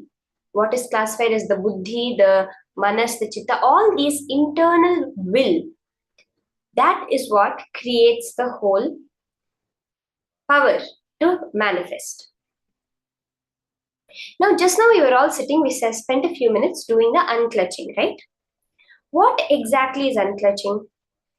That unclutching is expanding the gap between our thoughts. Let's now listen to what Paramashiva has revealed about this power of materialization in the Shastra Pramana. The Shastra Pramana is from the Paushkara Agama, Vidyapada, chapter 6, verse 101. Praptyadayo gunah pancha yoginah karanatmajaha manasa abhishta samsiddhih praptirnama gunalayah. Bhagavan Paramashiva says, the 5 powers beginning with Prapti arise for the yogis through the internal organs such as the mind and others. The power of attaining whatever is desired by the mind, the manasa, is called Prapti.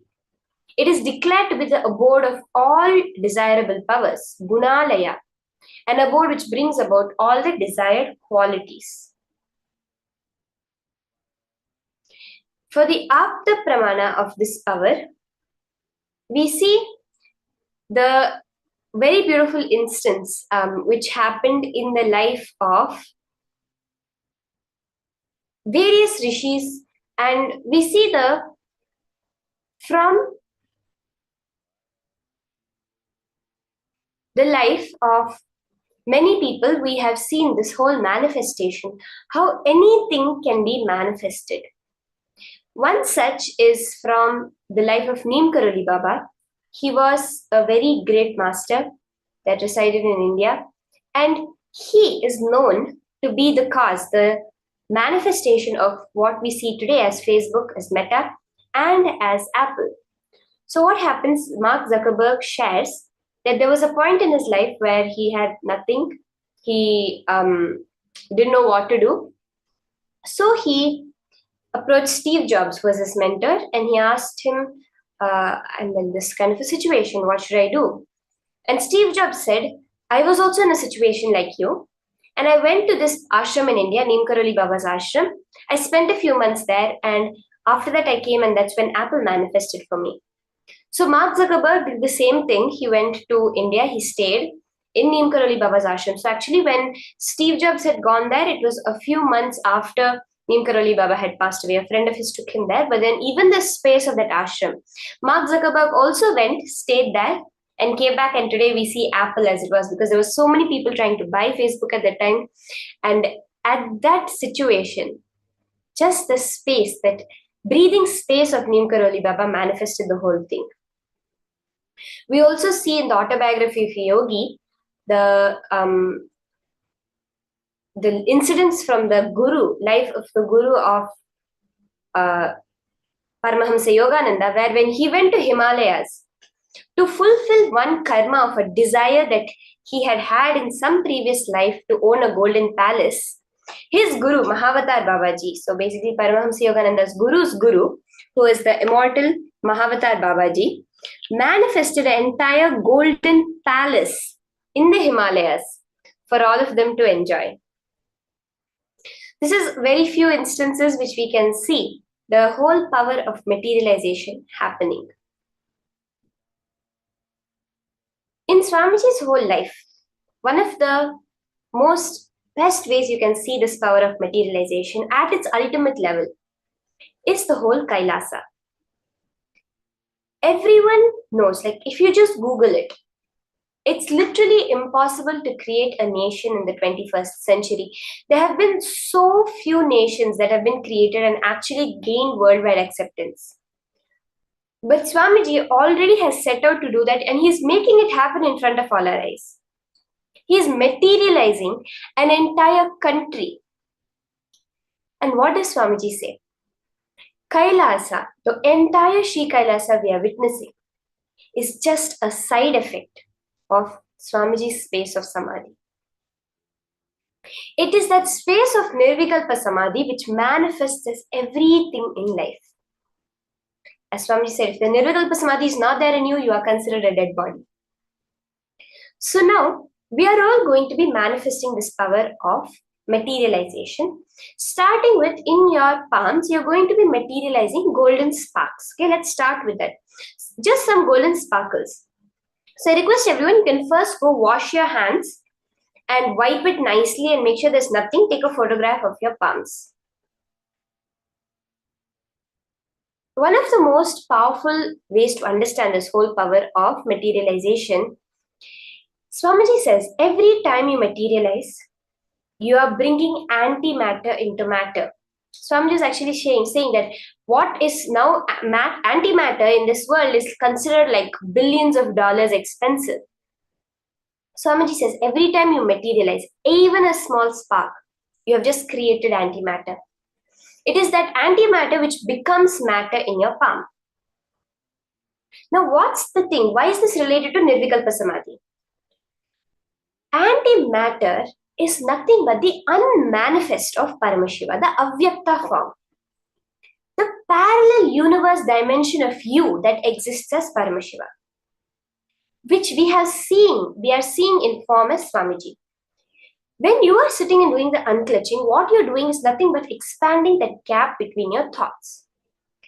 That gap, that so-called emptiness, vacuum, is where Paramashiva resides, is the quantum vacuum fluctuations, what they call it, the Planck energy, which is the most intense vibration of the cosmos, Paramashiva himself.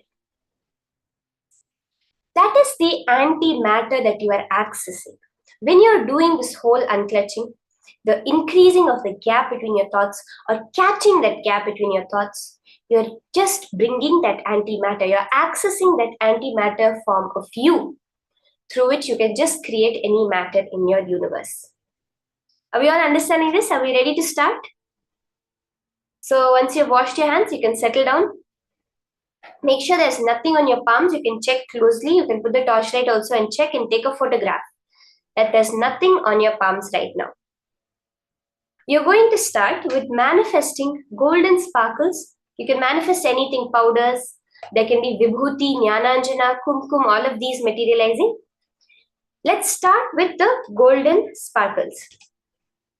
Yes, the golden dust.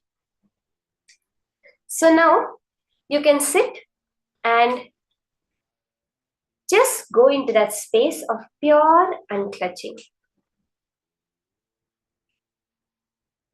You can keep your palms clasped or open, however you're comfortable. Just ensure that there's no external source for anything to fall. If you can take a videograph of your palm the whole time, that would be actually the best. But also you can just sit with take a before picture, and then you should clasp your hands would be the best. So that even by mistake, you don't touch anything around you, because this is going to be pure manifestation. You will feel an intense heat in your palm, intense vibration. If you have your laptop, you can dust your laptop, any deities you have, because many times we see the manifestation happen like this. On the laptop, on your clothes. So just dust the entire area And ensure you're not touching anything, your face or any items around you after you start the manifestation. So you can settle down comfortably, clasp your hands, sit straight. You can close your eyes.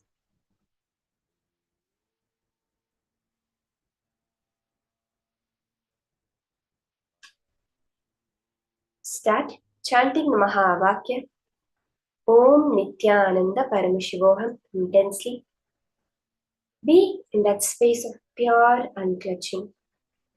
You're not doing any of the 5 actions: the creation, the sustenance, the destruction of any thoughts happening.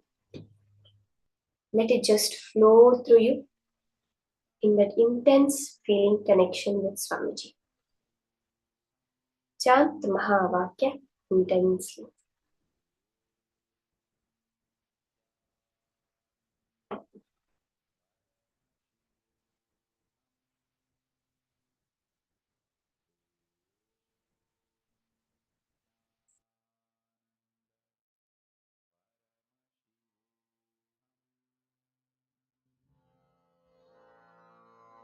Mahavagya, spiritual lullaby for Samadhi, and Suprabhatam, wake up call, wake up song for Paramashivam. This Mahavagya is spiritual lullaby for you to fall into Samadhi. Suprabhatam, wake up song for Paramashiva to wake up in you. Just remember this one powerful cognition. This Mahavagya puts me in Samadhi. This is spiritual lullaby for Samadhi, and Suprabhatam, wake up song for Paramashiva in me. For Paramashiva to manifest. With this one spiritual powerful cognition, chant this Mahavagya.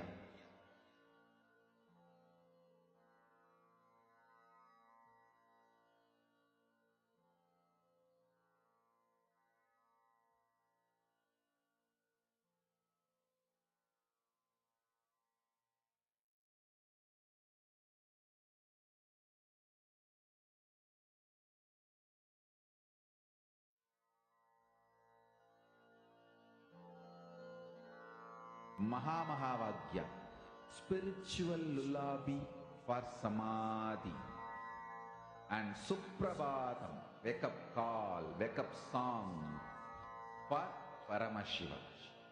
For Paramashiva to manifest. With this one spiritual powerful cognition, chant this Mahavagya. Om Nithyananda